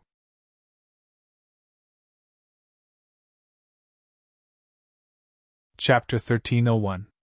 With the cooperation of the generals under Daiqing Yu, the 5-star army quickly entered the city. Following the request, all the Turfan soldiers who agreed to enter had a red rope tied around their right arm, as a sign of distinction. Then, the army entered the city. Along the way, no one stopped them, and no one came to stop them. This didn't mean that the situation was settled. Because Daiqing was riding at the front, many soldiers didn't know what was going on. Furthermore, the military power of Turpan wasn't completely in Daiqing's hands. The tiger seal was still in the hands of King Hart and Barter. If they didn't convince him, the problem wouldn't be solved. Daiqing, who also knew this, unexpectedly volunteered to enter the temporary palace to see Hart and Barter. He wanted to persuade him. This was also the best way he could redeem himself. This idea was good, but Su He didn't think highly of this mission. Especially when he thought about what Yang Chidong told him before they came. In Turpan, anyone could surrender except for King Hart and Barter. To others, surrendering was just a transfer from one faction to another. Perhaps their position would be demoted, but they would still have to listen to someone else's orders. But to their masters, it was completely different. They would fall from their high position and become prisoners. This was something that was hard to accept. General Daichin, your idea is good, but how confident are you in convincing Hardenbarter? Su He asked the question in front of everyone. This? As expected, Daichin revealed a troubled expression. He then said, 30%, 30%? That won't do. That's too low. You're just sending yourself to death. Hearing this answer, Su He immediately rejected. Now, Daichin was his captive. Since he was his captive, he had the right and responsibility to ensure his safety. Daichin wasn't angry that his request was rejected. Instead, he was happy. This proved that Daichin cared about him. This touched him a little. But because of this, he decided to do this. This was his way of returning the favor. General Su, please agree to my request. This is indeed a bit risky, but if it succeeds, the benefits will be great. The hundreds of thousands of soldiers in the city will no longer have to suffer the pain of war, and the people will be able to live a peaceful life again. It's just a risk, but it's worth it. What Daichin said made sense. Su He hesitated for a moment. Since he was going to be the vanguard, he naturally hoped to complete the task beautifully. By the time the sixth young master arrived, all the problems would have been solved. What kind of contribution would that be? Seeing that Su He didn't immediately reject him, Daichin felt that there was hope. He hurriedly said, General Su, I will do my best to ensure my own safety. I will use the excuse of welcoming General Kelly to bring some soldiers into the temporary palace. He didn't want to cause trouble for the two generals. After all, he still needed them to defend the city. After waiting for a while, when Hardenbarter's face showed his annoyance again, a palace servant finally ran in and knelt on the ground. Your Majesty, General Daichin is back. Together with him is General Toljan of the Kazakh Kingdom. Finally, they're here. Hardenbarter quickly sat up straight. At the same time, he was a bit confused. Didn't Kelly come? Why didn't he come to see me? With this question in mind, when Daichin and Toljan entered the heavily guarded hall, Hardenbarter asked, Why don't I see General Kelly? Toljan, who had long prepared his speech, put his right hand in front of his chest and maintained his customary etiquette. Honorable King of Turpan, our General Kelly caught a cold, and is now resting in the army. After saying this, Thorjan shut his mouth. Then, he looked around and began to observe the environment in the hall. When he saw 8 armored turban soldiers around the hall and 2 tiger generals beside King Hardenbarth, he knew that it was impossible to use the strategy of capturing the leader first to catch the bandits. Now, he could only find an opportunity to rush out after Daichin said what he wanted. Luckily, Lei Chuan led more than 200 warriors outside the hall to support him. As long as he was fast enough, there shouldn't be any danger. As for whether General Daichin's persuasion would succeed, he didn't have any hope. Toljan closed his mouth and it was Daichin's turn to speak. He needed to find an excuse for being late, so he said, Your Majesty, General Kelly is indeed not feeling well. Luckily, I've already asked after him on behalf of Your Majesty. Please forgive me for being late. I see. Everything is right. Hardenbarter nodded without thinking too much. Soon, he asked what he wanted to ask. Is General Kelly all right? It won't affect our cooperation to deal with the 5 Stars army, right? At this moment, Daichin had a headache because of this question. Now that the 5-star army had already entered the city, the destruction of Turban was inevitable. The only difference was that fewer soldiers and civilians would die. This was also the reason why he had to make this trip. He wanted to use his own efforts to protect the lives of more soldiers and civilians.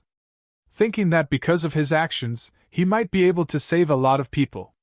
He gathered his courage and said to Hardenbarter, Your Majesty, do you think that even if we join forces with the 100,000 Kazakh soldiers, we can really stop the powerful 5-star army? Just as he was waiting for a definite answer, Daichin suddenly said this. Hardenbarter's expression changed again and again. He didn't understand why this important official would say such a thing. Of course, he couldn't answer this question, but did he have a choice? General Daichin, what do you mean? Do you not think that our two armies can work together? Hardenbarter didn't understand and asked back. He didn't think that Daichin would answer this question very straightforwardly. Yes, Your Majesty, I don't think so. In my opinion, even if we join forces with General Kelly, we won't be able to change the situation. If we do that, we will just be throwing away the lives of innocent soldiers and civilians. The sudden answer stunned Tushi and General Gengel, who were standing on both sides of the room. They didn't think that their subordinate General Daichin would see the situation in front of them like this. Although they were also terrified of the arrival of the 5-star army, and didn't have much confidence in winning, they shouldn't be so pessimistic. Hardenbarter, who was sitting on the throne, also had his eyes wide open. After a few breaths, his chest heaved as he asked, Daichin, what do you mean by that? Are you going to surrender to the 5-star army? It was no wonder that Hardenbarter would think like this. This was too obvious a discussion about surrendering to the enemy. Anyone else would think too much.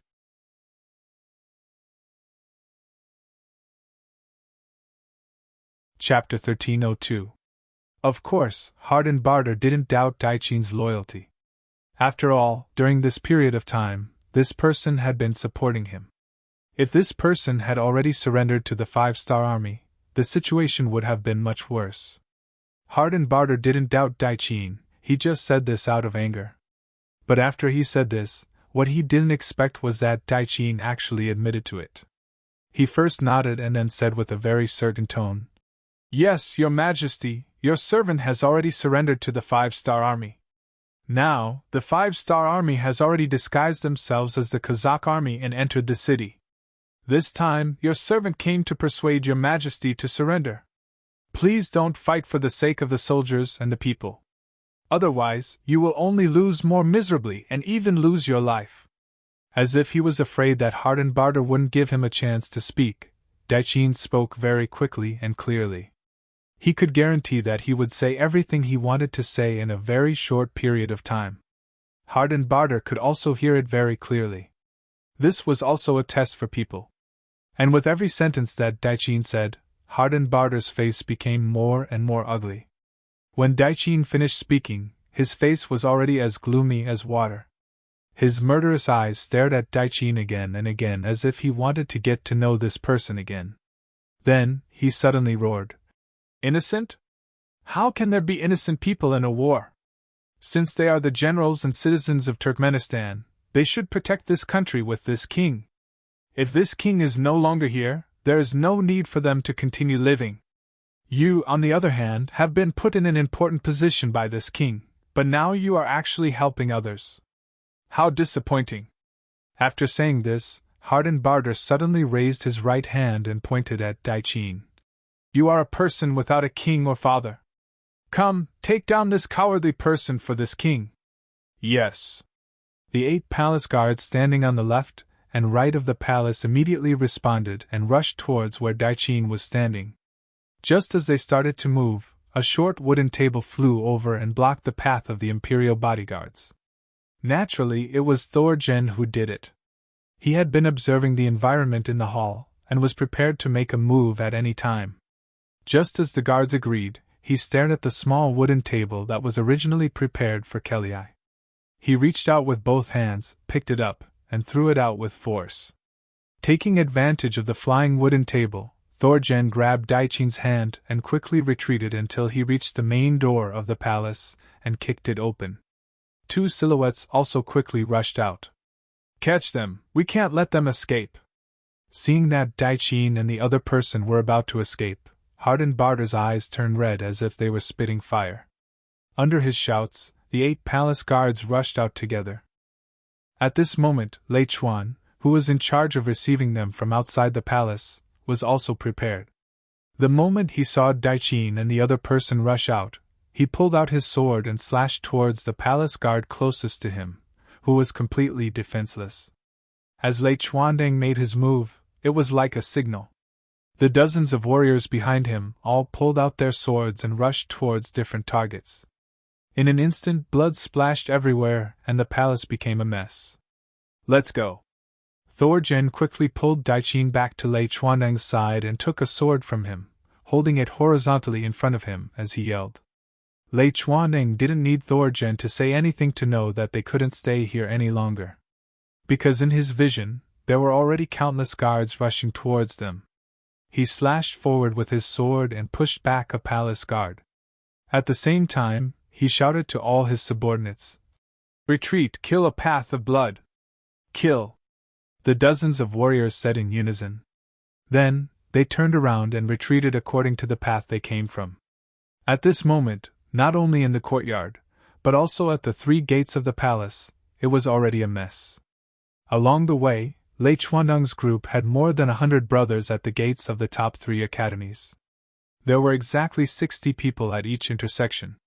When chaos broke out in the palace, these 180 warriors immediately pulled out their blades and slashed at the palace guards beside them. Taking advantage of the chaos, Lei Chuan and his men charged out of the courtyard and arrived in front of the first gate. They met up with the soldiers of the 5-star army and continued to charge out. With every step they took, someone would fall beside them. With every step they took, there would be a palace guard who would be killed by a blade. "What are you waiting for? Hurry up and chase after them." Seeing that Daiqin still hadn't arrived in front of him, Hardenbarter felt that something was wrong. With a face full of anger, he yelled at Tushi and Zhengzhel who were standing at the 2 sides. "Yes." The 2 generals seemed to have just woken up. They replied loudly and prepared to leave. "Wait!" Hardenbarter's yell caused the 2 to involuntarily stop. "What did Daiqin just say? He said that the 5-star army disguised themselves as Kazakh cavalry and already infiltrated the city? Doesn't this mean that the city is no longer safe? You 2 don't need to chase anymore. This king will give you the Tiger Troop talisman. Immediately dispatch the troops and kill all the Kazakh cavalry that just entered the city. Hurry!" As he spoke, Hardenbarter reached into his pocket and took out 2 Tiger Troop talismans. He gave them to Tushi and Zhengzhel. The 2 generals bowed and quickly left after receiving the Tiger Troop talismans. However, at this moment, Hardenbarter, who was extremely angry, didn't think too much about it. Even if Daiqin could betray him, were these 2 generals really that trustworthy? Were they really that loyal? Battle cries rang out from the palace. The 5-star army soldiers who were already prepared outside the palace seemed to have heard a signal. They all shouted loudly and then rushed over with swords and spears. They quickly opened the palace gates and received Lei Chuaneng and the others. At this time, the Turpan soldiers who received the news gathered more and more troops to protect their king. "Retreat from here first and regroup with the army at the south gate. We will make a decision then." After Lei Chuaneng met up with the soldiers, he immediately gave the order. The group of people quickly left this place. Right after they left, Tushi and Zhengzhel each brought a group of soldiers and appeared here. However, they didn't have the intention to chase after Daiqin. Instead, they split up and went towards the east and west barracks. Tushi really went to mobilize troops. He was once a defeated general and Hardenbarter didn't abandon him. Naturally, he was very loyal and wanted to show off. However, the other general, Zhengzhel, didn't think so. It wasn't that he wasn't loyal enough. On the contrary, he was very loyal. Otherwise, he wouldn't have been chosen by Daiqin and promoted. Yes, Zhengzhel was the one who was promoted by General Daiqin. It was because of this that he was greatly affected by what happened in the palace just now. According to his understanding, his benefactor, Daiqin, was a reasonable person and a person who loved his soldiers.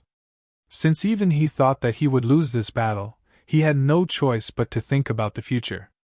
Everyone was afraid of death, not to mention a meaningless death. Zhengzhel was also afraid of death. However, if it was on the battlefield and his skills were inferior, he would die without regrets. However, if he were to die in such a muddle-headed manner, and even be scolded after his death, such a death was not something he wanted to see. Gejener's footsteps became slower and slower as he walked towards the east camp. After hurriedly passing through 2 more streets, he suddenly stopped and looked at his most trusted bodyguard beside him, and asked, Are you afraid of death? The soldier was stunned by this question. After a moment of hesitation, he immediately shook his head. General, I'm not afraid of death. Good, then I'll give you a mission. Go quickly. Lei Chuandang and his group had already retreated to the south gate under the protection of the 5-star Army cavalry. There were soldiers of the new army everywhere. Retreating here also meant that they were safe. Su He saw how embarrassed they were and knew that persuasion wouldn't work. He shook his head and said, It seems that your mission has failed. Since it's like this, then we can only fight. General Daiqin, this time you have nothing to say. Daiqin's face was red. He wanted to say something, but the matter of persuading the king had already failed. In order to protect him, he had also lost dozens of 5-star army brothers. At this moment, he really didn't know what to say. Sometimes silence was a kind of silent agreement. General Su He nodded. Good, since it's like this, immediately use the radio to contact the 4th Army Regiment outside the North Gate. Tell them to prepare to bombard the gate and kill our way into the city. When the time comes, we'll kill our way to the north and south. Yes, sir. After hearing Su He's order, the soldiers immediately responded loudly and turned to leave the tent. At this moment, the tent flap opened and a messenger walked in. He looked at Su He and saluted, then said loudly, General, there's a Turpan soldier outside the tent. He says he's Genjil's soldier and has important matters to discuss with General Daiqin. Genjil's soldier, why don't you let him in? Daiqin said as he looked at Su He with a pleading expression. Su He also wanted to see what this person wanted.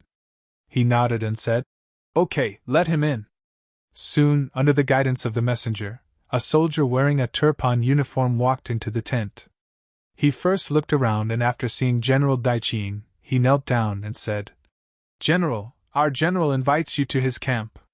He says he has important matters to discuss.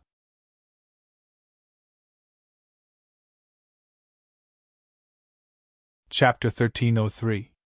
Daiqin had some impression of the soldier in front of him, and confirmed that he was someone who always followed beside Genjil. After confirming his identity and knowing that he wanted to meet him, Daiqin quickly made a decision. He had already made his intentions very clear in the main hall just now, and Genjil was also present at that time. He already knew of his opinion, and now he still wanted to meet him. What was the meaning of this? Could it be that he agreed with his opinion? Did he call me over this time just to discuss something related to this matter? In just a few breaths of time, Daiqin thought of many things and decided to take the risk. But just as he was about to nod his head, Su He had already answered for him. No, General Daiqin won't go. Who knows if your general is trying to trick us? Right, you can't go. It's too dangerous. Su He's words attracted everyone's agreement.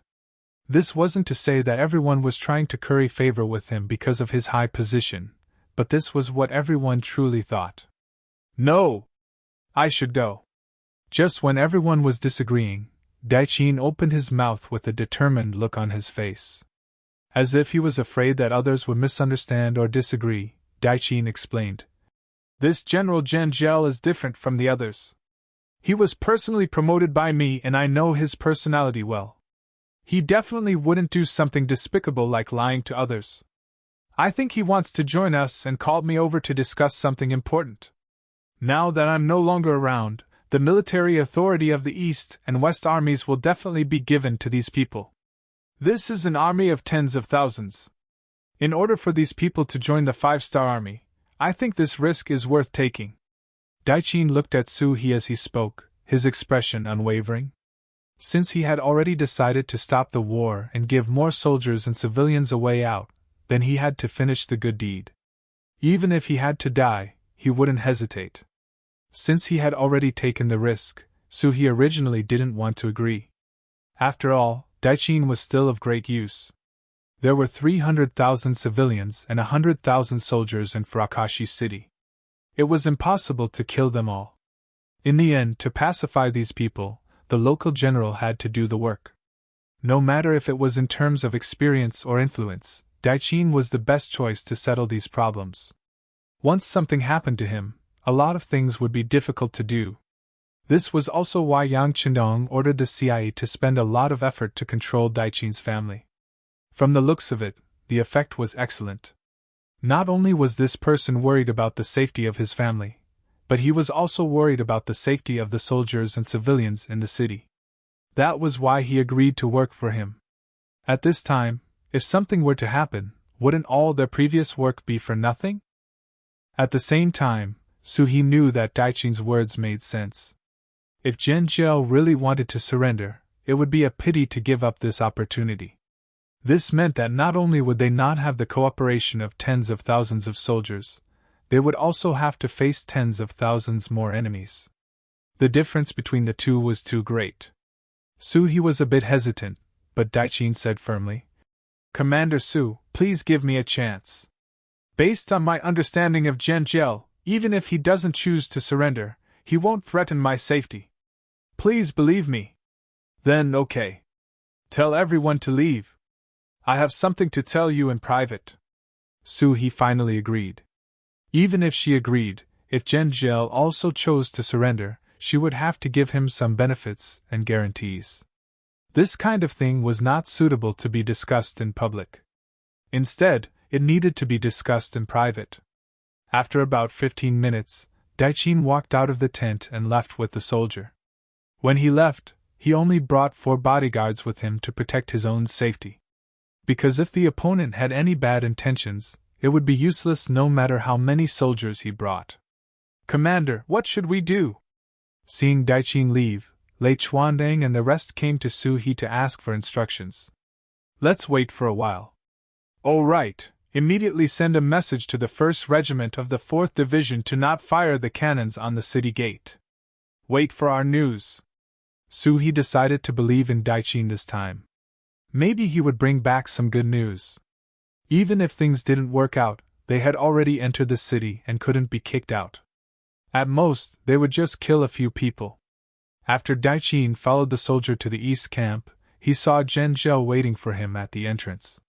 When he saw that Daichin not only came, but also only brought 4 soldiers with him, Zhenjiao's face revealed a trace of joy.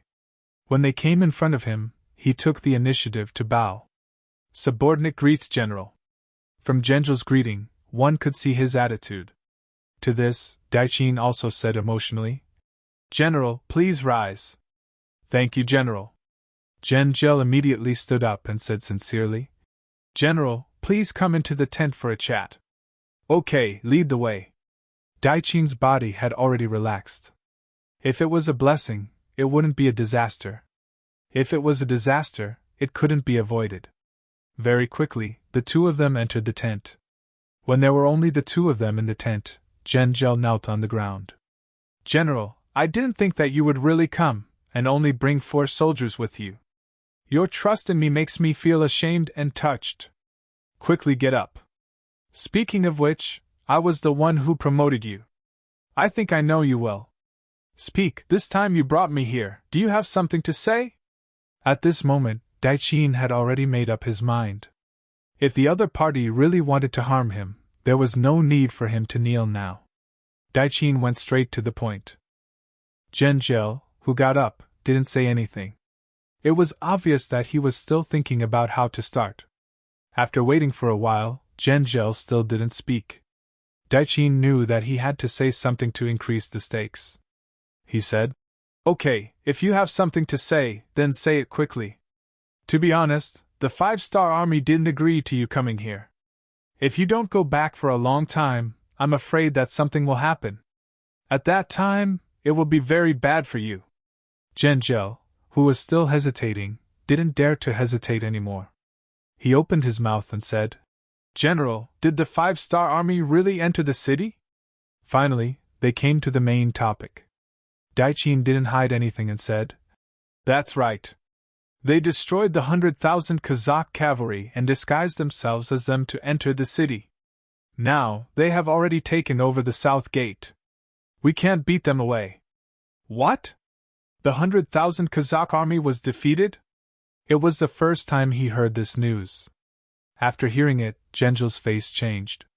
Speaking of which, the 100,000 reinforcements were the hope of Turpan turning the situation around. He didn't think that even this hope would be destroyed. It seemed that he didn't have any other choice. Yes, I've already seen General Kelly.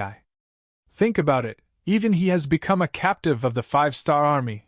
The fate of the 100,000 reinforcements can be imagined. Daichi nodded his head heavily, giving a clear answer on this point. After knowing the truth, Genjil knew that the situation had changed. He was even more glad for his decision. Of course, he was also grateful to Daichin. He originally thought that if he sent out an invitation, Daichin wouldn't dare to come. If that was the case, then he didn't have any other choice. The only thing he could do was to listen to the king's orders and send out troops. But now, since Daichin came, he obviously had another choice. General, what do you think I should do next? Although his question was a little vague, his words already expressed his thoughts. Daichin was relieved after hearing it. Genjil, I've already reported your situation to the new army commander of the 5-star army. He arranged it like this. At this moment, Tushi was mobilizing troops in the west camp. Holding the military seal given by King Hardenbarter, he now had control over 70,000 troops. Originally, he had an army of 160,000. Other than the 5,000 outside the north and south gates, 10,000 inside the city, and 70,000 in the east camp, the 70,000 in his hands were the most important. When he thought about having such an important military power, General Tushi was very happy. He thought that his chance to show off had come. The opportunity to lose the Battle of Ala Mountain Pass would also appear. But what he didn't expect was that this happiness didn't last for too long. It was interrupted when a scout entered the tent and reported. General, the latest news, Genjil surrendered to the 5-star army and sent people to open the north gate. Right now, the 5-star army outside the north gate has already entered the city. A portion of the cavalry is already charging towards our west camp. The scout knelt on the ground and reported anxiously. General Tushi, who was originally happy and wanted to make a big contribution, heard the news and his expression changed greatly. Genjil's surrender was tantamount to completely overturning the balance of strength on the battlefield, making it difficult for him to see any hope of victory. Now in Felice City, the enemy had occupied 3 of the 4 cities. Only his west gate was still in his hands. He absolutely couldn't lose it. He couldn't afford to lose it. Like this, let the soldiers withdraw their forces and guard the gate. Don't worry about other places. If anyone wants to approach the west gate, just shoot them with bows and arrows. Also, immediately mobilize a group of troops. I'm going to the palace to pick up His Majesty and leave here immediately. After quickly making a decision, Tushi took a group of 2,000 elite cavalry and went straight to the palace from the west gate. He found King Hardenbarter, who was still sitting there and waiting for news. Time was of the essence. After Tushi saw King Harden, he knelt on the ground and gave a brief introduction of the situation. Then he said loudly, Your Majesty, Felice City is no longer safe. For Your Majesty's safety, please follow me out of the city to take refuge.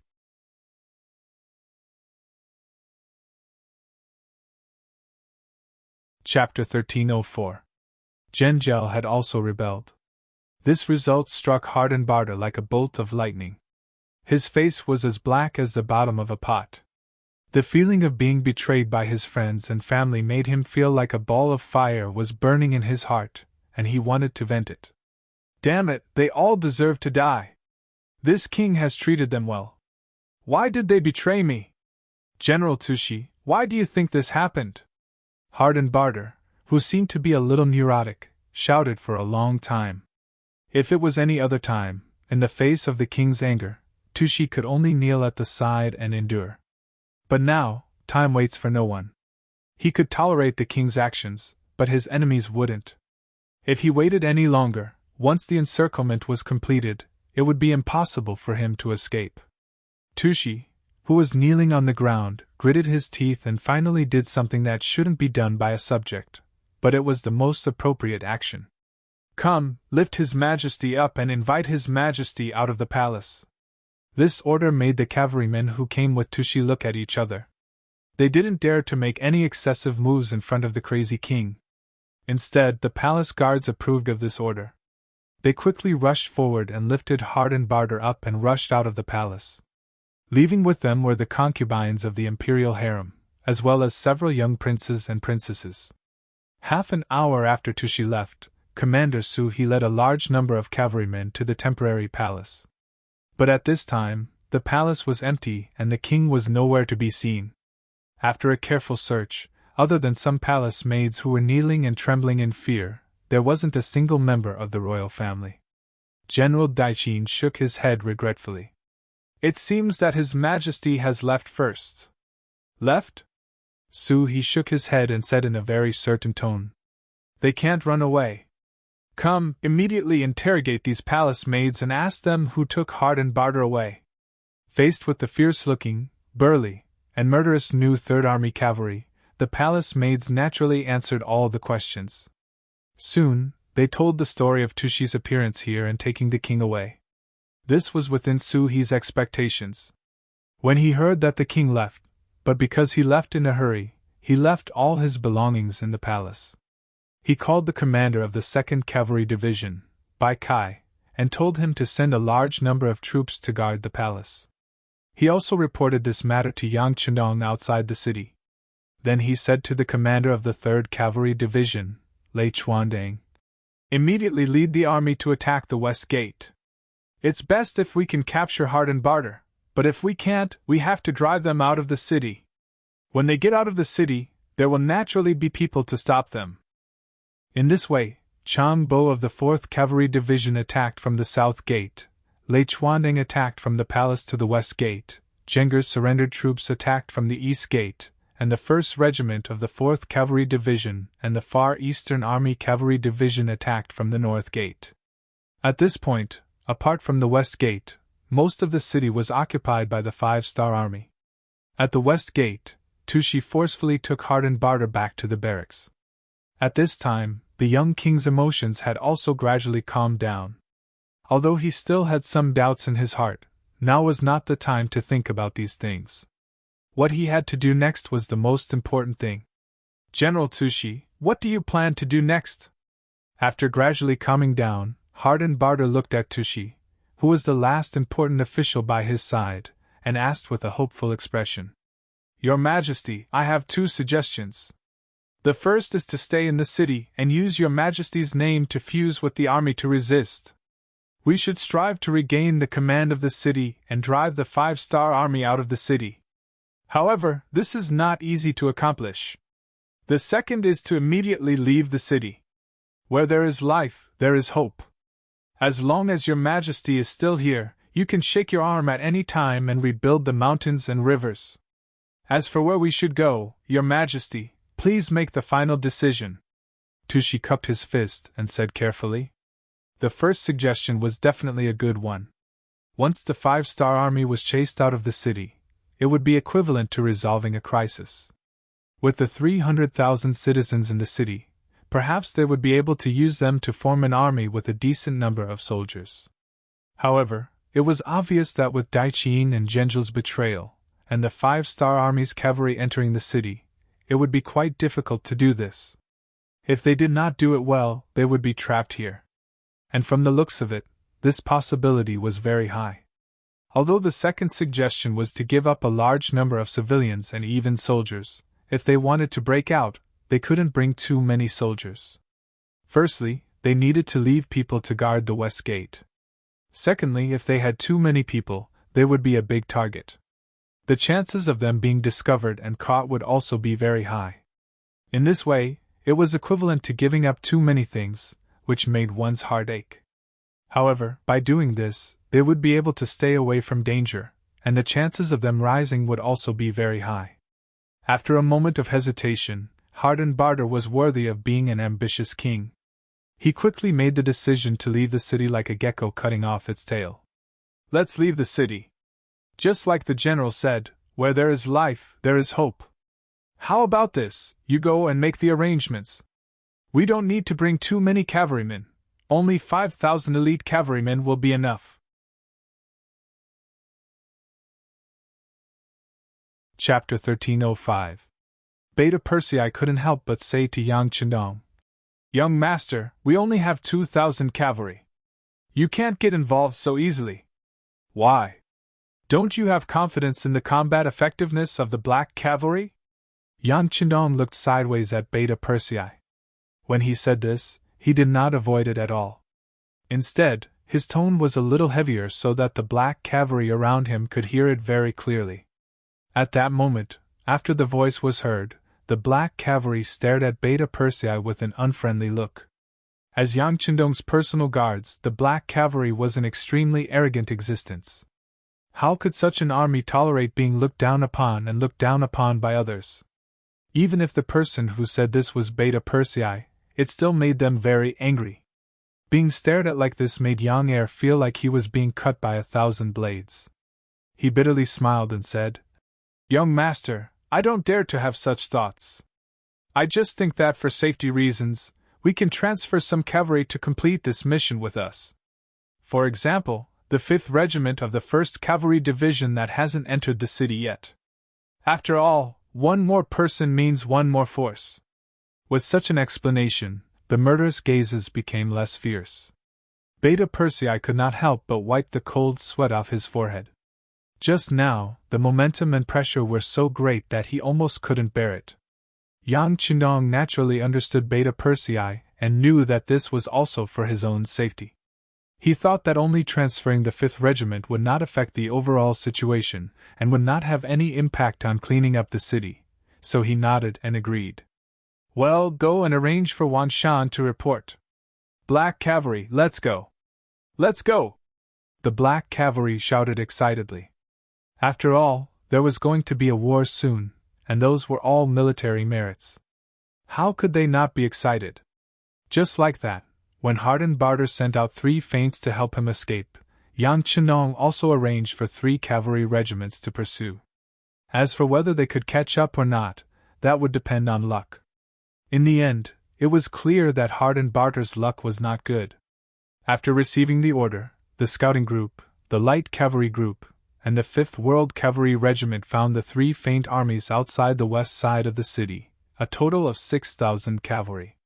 They easily killed over 1,000 people and learned that Harden Barter had escaped with 5,000 cavalry. They reported this to Yang Chendong. The Black Cavalry's equipment was too heavy. In terms of speed, they were far slower than the other 3 cavalry units. That was why Yang Chendong had received this information before he even reached the battlefield. Afterward, he asked someone to bring him a map. After observing it for a while, his eyes fell on Boston Lake.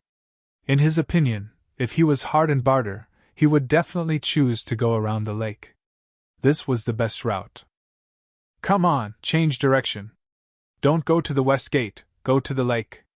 At the same time, send out cavalry scouts to expand the search area." At this moment, Harden Barter naturally didn't know that the 3 cavalry units he sent out had been taken down. He didn't have a transcendental communication device like a radio station in his hands. Right now, he was still walking around in the dark. It wasn't exactly casual. They still had a goal, and that was to go around Boston Lake. It was just that this lake was not small. They had already walked for more than 3 hours, but they were only halfway there. This was also because there were too many people holding them back. For example, the concubines of the royal family. They were women and weren't good at riding horses. At this moment, they were sitting in several carriages. Because of their presence, the speed of the team naturally slowed down. In this regard, Tushi was naturally anxious in his heart, but he didn't dare to say anything disrespectful. Not only were there concubines in the carriages, but there were also 3 little princes and 2 little princesses. They were existences that he couldn't afford to offend. The team walked like this, neither fast nor slow. But it seemed that good people were blessed by the heavens. They didn't encounter any enemies along the way. Seeing that the sky was already dark, they had already completed 4/5 of their goal of going around Boston Lake.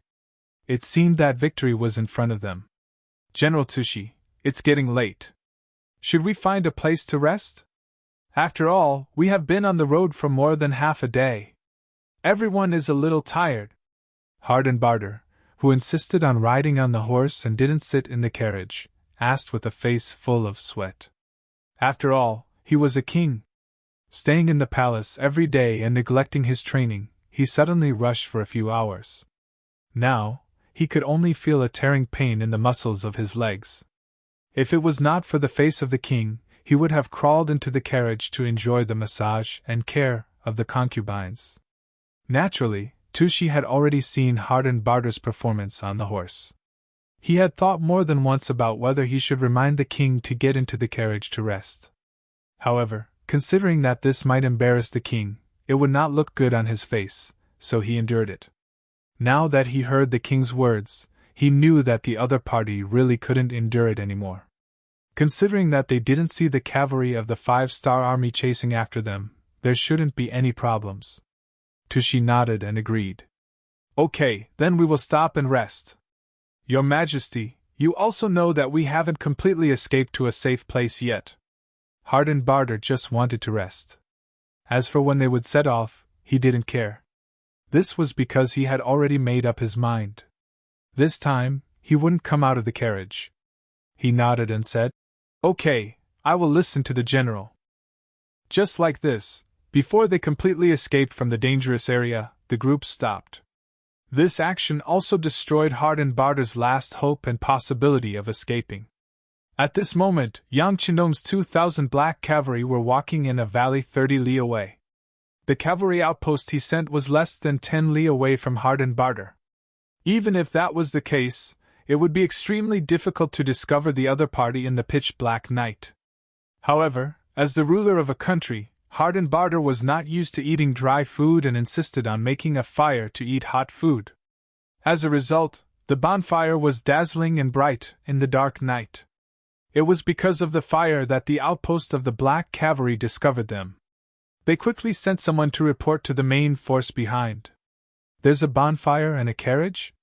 Yang Chinong's eyes lit up when he heard the news from the outpost of the black cavalry. Although it wasn't very accurate, it still made him excited. If it was just an ordinary cavalry, there shouldn't be a carriage accompanying them. Since it appeared, it was very likely that it was their target. Considering that Hardenbarter had sent a total of 3 feints, and they had all fallen into his hands, the last remaining cavalry was very likely the final target. Young master, this new discovery is very likely our target. Beta Persei's reaction wasn't slow. He thought for a while and smiled. Yes, the possibility is very high. But whether it is or not, since we have encountered them, they can't escape. Pass down the order. 500 people in a group and surround them from all sides. Yang Chinong also smiled and gave the order. At that moment, first Captain Chiu Vi was in a group, second Captain Dao Shao was in a group, Beta Persei was in a group, and Yang Chinong was in a group with Deputy Captain Ba Dao Jiang in a group. The 2,000 black cavalry split into 4 groups and headed straight for the lakeside, forming an encirclement that wrapped around Hardenbarter's end. The 2,000 well-trained black cavalry were not very fast. Since their target had stopped moving, they had too much time to surround him. Because they weren't fast, they didn't make the slightest sound when they moved. After a few hours, a red light appeared on the horizon. When the sky was about to brighten, they had completely surrounded Hardenbarter. When the sky was about to brighten, General Tushi walked out of the barracks in a suit of armor. Then, there were continuous shouts. The 5,000 black cavalry got up one after another and began to prepare breakfast before leaving. But at this moment, a sentry on the periphery ran over in a panic and knelt in front of Tushi. General, something bad has happened, something bad has happened. Why are you so panicked? Tushi's heart skipped a beat. For some reason, his heart began to beat faster, but in order to stabilize the morale of the army, he didn't show the slightest abnormality on his face. Although this calmness was concealed very well, it was soon completely destroyed by the sentry's next sentence. General, we have been surrounded. There are cavalry outside, all cavalry. What? What did you say? Where did the cavalry come from? At this time, Tushi couldn't care less about the image of a general. He stretched out his arm and grabbed the sentry's neck. There was a trace of trembling in his voice. "General, this subordinate doesn't dare to lie to you. There are cavalry outside, and they are cavalry covered in black armor. They only reveal their eyes. They look very frightening, very frightening." The sentry's face was already pale with fright. He stammered, but in the end, he recounted the situation he knew. Covered in black armor, could it be the black cavalry? General Tushi, who was more knowledgeable than ordinary soldiers, trembled when he heard this. Then, there was an unconcealable fear in his eyes. If what the sentry said was true, then it would be difficult for them to escape this time even if they had wings. It was the Black Cavalry, the legendary strongest existence of the 5-star army. Their armor was impenetrable, and their blades were invincible.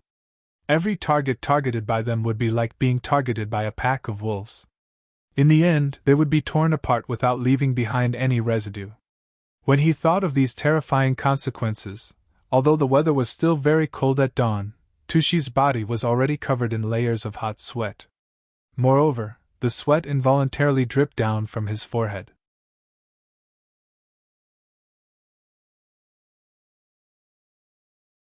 The Tushi general also felt a chill in his heart, and did not have the slightest bit of confidence.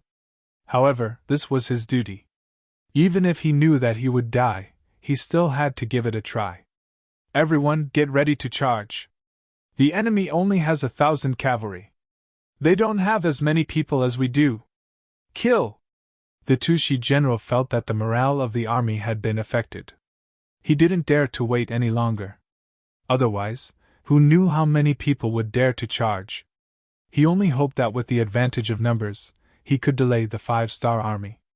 In this way, he could find an opportunity for the king to break out of the encirclement.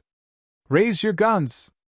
Just as the 3,000 Turkmen cavalry received the order to attack the 5-star army cavalry 2 miles away, Beta Persei, Chiu Vi, Dao Xiao, and Ba Dao Jiang, the 4 captains, simultaneously issued the order to counterattack. Then, in the hands of the Black Cavalry, each of them took out a Black Type 95 submachine gun. With the continuous development, especially under the guidance of Yang Qindong, and after taking out a large number of related books, the ammunition lathe in the arsenal of Crimson City was finally completed. Although the output was not very high due to various reasons, it could already produce 10,000 bullets a day. And with the completion of another lathe, this number would continue to increase. Yang Qindong also didn't need to rely on the ammunition box in the warehouse like before. He also didn't need to worry about whether the manually made bullets were qualified or not. Without any worries, the Black Cavalry was the first to be issued the Type 95 submachine gun. Moreover, each soldier usually carried 5 submachine guns, which was a total of 150 bullets. In addition, their whole body was protected by iron armor. It could be said that they were invincible in both offense and defense. Only the 3,000 Turkmen cavalry were already scared out of their wits. They didn't have the slightest hint of fear. With the order to raise the guns, the muzzles immediately spat out tongues of fire towards the charging Turkmen cavalry. It was only a distance of 2 li. To the cavalry, it would only take a few seconds to cover the distance. However, these few seconds were like the difference between heaven and hell. The moment the gunshots rang out, the fate of the Turkmen cavalry was decided. Bam bam bam, bam bam bam.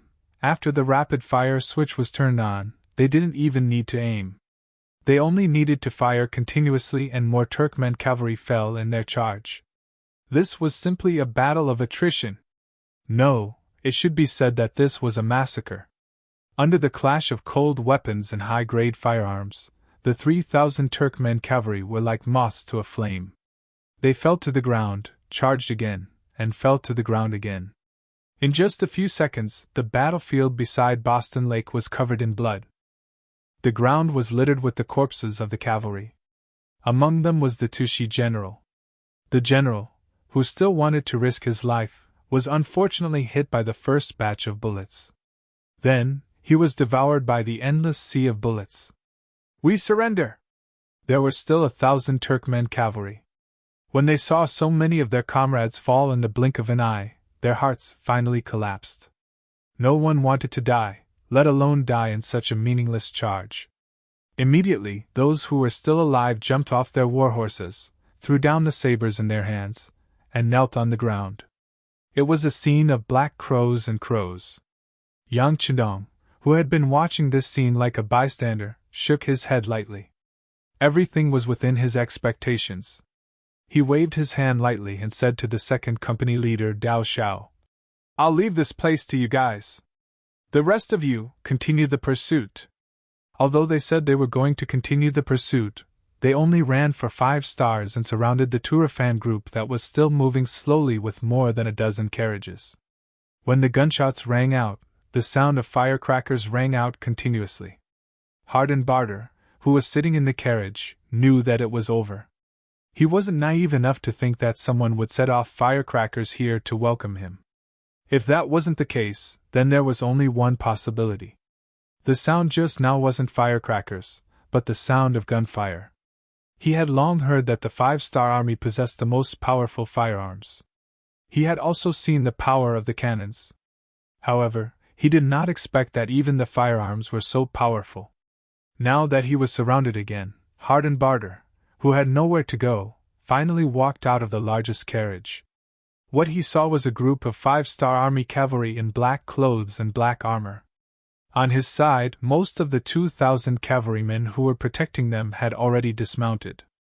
They threw down their weapons and obediently squatted on the ground. Only less than 200 cavalrymen and 5 palace guards were still standing with swords in their hands.